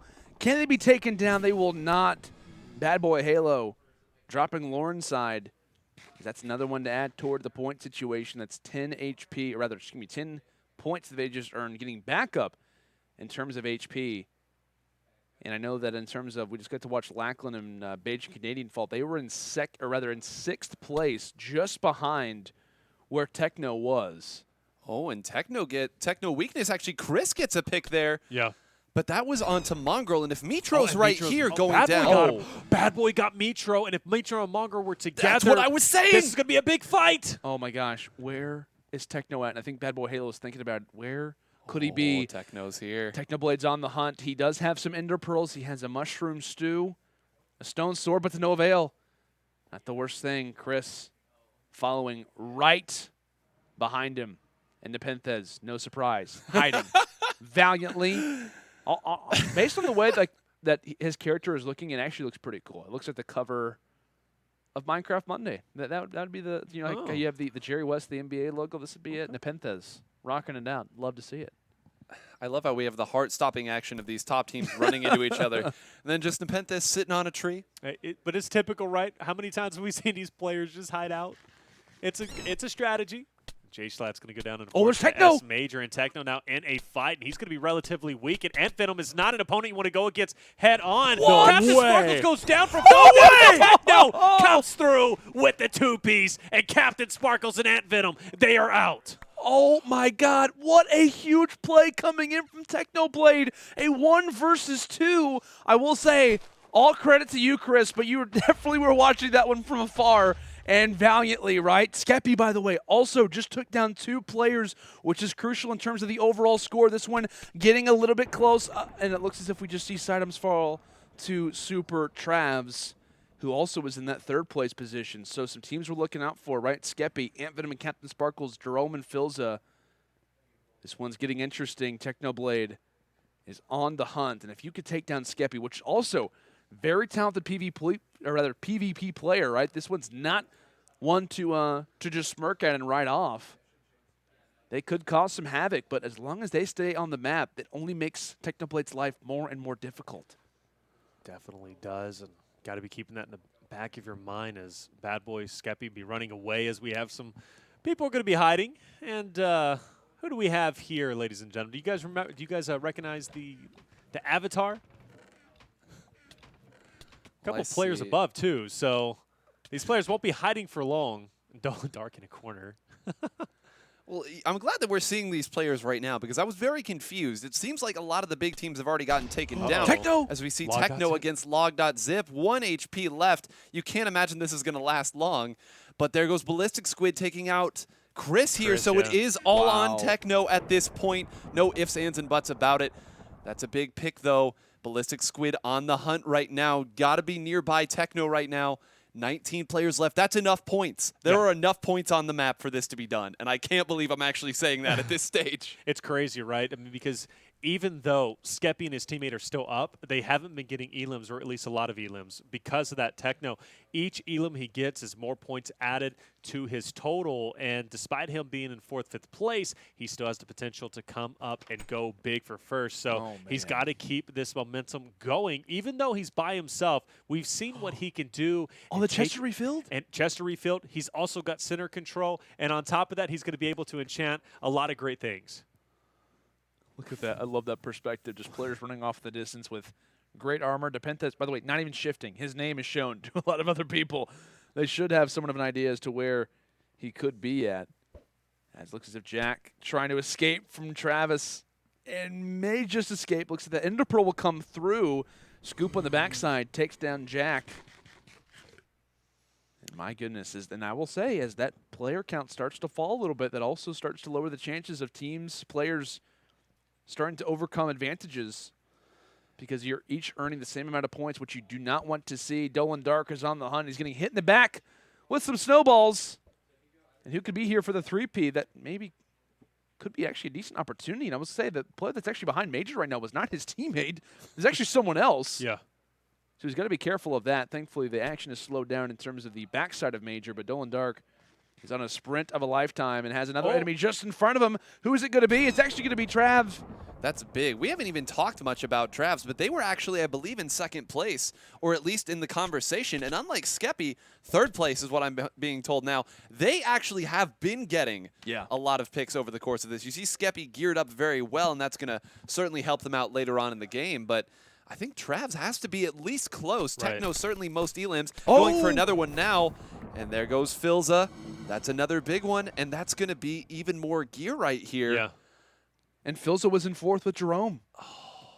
Another team off the board. Oh, look how cautious. I love that play. And shout out to Techno for finding Filza down there. Obviously knowing really the every in and out whenever it comes to this map, knowing where the players are going to potentially be hiding at, and he found Filza in a very good position, who was trying to survive and stay in middle for as long as he possibly could.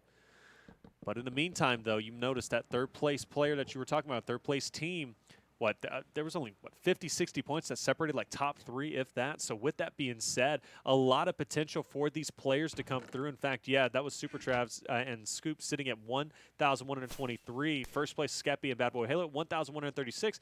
That's just mere 13 points between the two. And I think right now that what Skeppy and Co are playing for is the 30-point survival of winning it. They believe that even if they don't get as many as these other teams, staying alive means that they will get at least the last couple of people, and they will get just enough points there to hold them off here. But it won't be, though. Because you get 10 points for each elim. They're not looking. They're not looking. They had no idea. The Technoblade was sitting right here. They do have that 2v1 advantage. They have an enchanted axe, and this might be Technoblade maybe thinking about backing up, but no. He has the ego. He has the challenge, but he actually waits a little bit long. And now he has to try and escape. He does have an Ender Pearl, but here they come. Technoblade just a league ahead, and now trying to distance them back. This is for the game right here. Coming in for the rush. Technoblade, his last Ender Pearl, managed to get out of dodge, but to no extent. Still has plenty of enemies just in front of him, and he's waiting for his chance. He's trying to regain some hearts.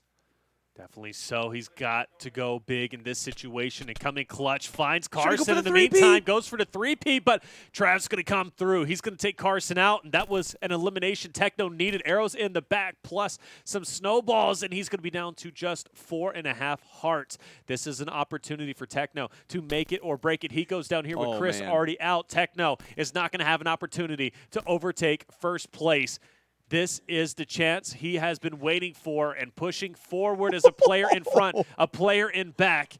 Techno, I don't think he can make it out of this situation. He's just going to try to distance his player right behind him. He knows he has to go for the engage. Can he work it out? Trying to escape right now. 1 heart, and he ends up getting taken down. A big moment for Travs and everyone else on the map because the main slayer, the final boss, has been dropped. And as we transfer over now towards Skeppy's perspective, he and Bad Boy Halo, they had the advantage. They had that first place perspective. Can we finally see them hold on to it? Can someone finally overtake the reign that has been Technoblade? Technoblade, no opportunity at this point to come back. Him and his partner are out, but Skeppy looking for the first place to maintain it. But Travs has something else in mind. Skeppy is going to be in a fight himself by none other than Travs. Zone pushing him into TNT into water, taking him low hearts. He's going to be down to just 3.5 as Bad Boy Halo is going to be eliminated along with Skeppy as Super Travs takes over the victory, and this should push him in first place. I think it has to there, and they're That's gonna 4 in a row. They have such good position on these two other players right now. They're in the corner. That TNT might blow them up. We see Vicstar, who has been alive this entire time, trying to come in from the other side as well. Everyone is in the middle right now trying to fight it. You see only 7 players, and they are all on your screen. And you have to think right here that this is Trav's game to lose. My gosh. That's another one overtaking most elims by a fair amount. On the flank, they're getting a perfect 3P here. Man, Travs is going off at this point in time. That's 5 in quick succession. He's already at most elims as Scoop comes through as well. And Travs and Scoop not only finish off literally every single player, they also come through with the victory royale. And ladies and gentlemen, I think that was enough to take it. I think so too. Travs, They were down by about 90 points because they were in 3rd place to 1st. They're going to need a decent amount of the elims to overtake that, but it definitely that was is at least possible. 7 in the last It was. couple of It definitely was. engagements. Plus the extra points that you have for winning the entire thing. They might have overtaken. I know we've got our scoreboard ready to go here in just a few moments, so let's go and transfer over and see who is our champion. And it will, in fact, be Super Travs and C Scoop. They win this one with 1,347 score and a valiant effort to Skeppy and Bad Boy Halo. They had the advantage throughout a lot of this one. 1,210 for them. And then in that 3rd place, we talked about how close it could have been if Technoblade was alive, maybe had some sort of maybe a better kit in some extent, maybe had a better weapon. 3rd place, as the dynasty has officially ended when it comes into Minecraft Monday. What we talked about, 2 events in a row, nearly was at a 3rd, dominated parkour, dominated a number of different events that we had, but ends up being in 3rd place. And of course, in 4th, we've got the OGs, Ant Venom and Captain Sparkles, followed up by Jerome and Philza. But guys, like we talked about, a very solid top 5. And I got to say, this was the closest Minecraft Monday we have had to date. It came down to the wire, and realistically, we had 5 teams coming into that final game that had a real chance of closing it out. And I believe that that was the idea of this format, right? It was to shake things up. It was to give us a little bit more variety. And I think that the viewers at home got what they wanted as well. Not just the end of the reign of Technoblade, but a legitimately incredible and exciting match all the way through, all 9 modes. The lead was continuing to go. We're going to go ahead and toss it over to our 11th place through 20th teams. You can see right there some great scores even all here. I mean, I think even the teams that were at the bottom here had some big moments. Actually, Nick and Nepenthes almost got on the board with bingo as well. So they are slowly learning. They are slowly learning, Taylor. Well, honestly, I think that the different mini games kind of helped them out because we saw them excel in quite a few others, and they were able to get points where they normally wouldn't have got points at. So shout out to them for doing so well. And even Grande and Dolan Dark in 20th place, last, but 426 score, not bad at all. And I got to say, we saw a lot of players kind of shine. I'm proud of Magro Mitra for getting 10th place. Coming from Fortnite now over to Minecraft, they had some phenomenal moments. Bingo could have been a lot different. They were sitting at, 6 items for the longest time. They only had 3 of the easiest ones, TNT being the hardest. And then all of a sudden, I literally didn't see them again after that. I don't know what happened to them. But with that being said, a lot of players showed up today and went big. And like you said, one of the most competitive weeks we've had yet, Landon.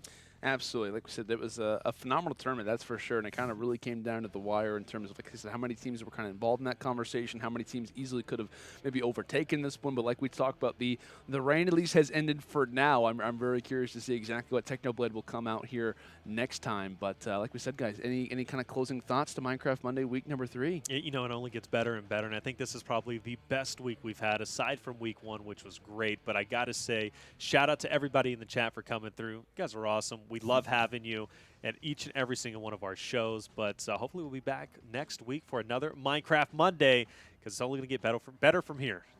I agree. Better from here. And again, this format, I hope that all of you enjoyed it here. I know a lot of different mini games showcasing the many things that the platform that is Minecraft can do. And of course, thank you for the competitors for putting on a great show.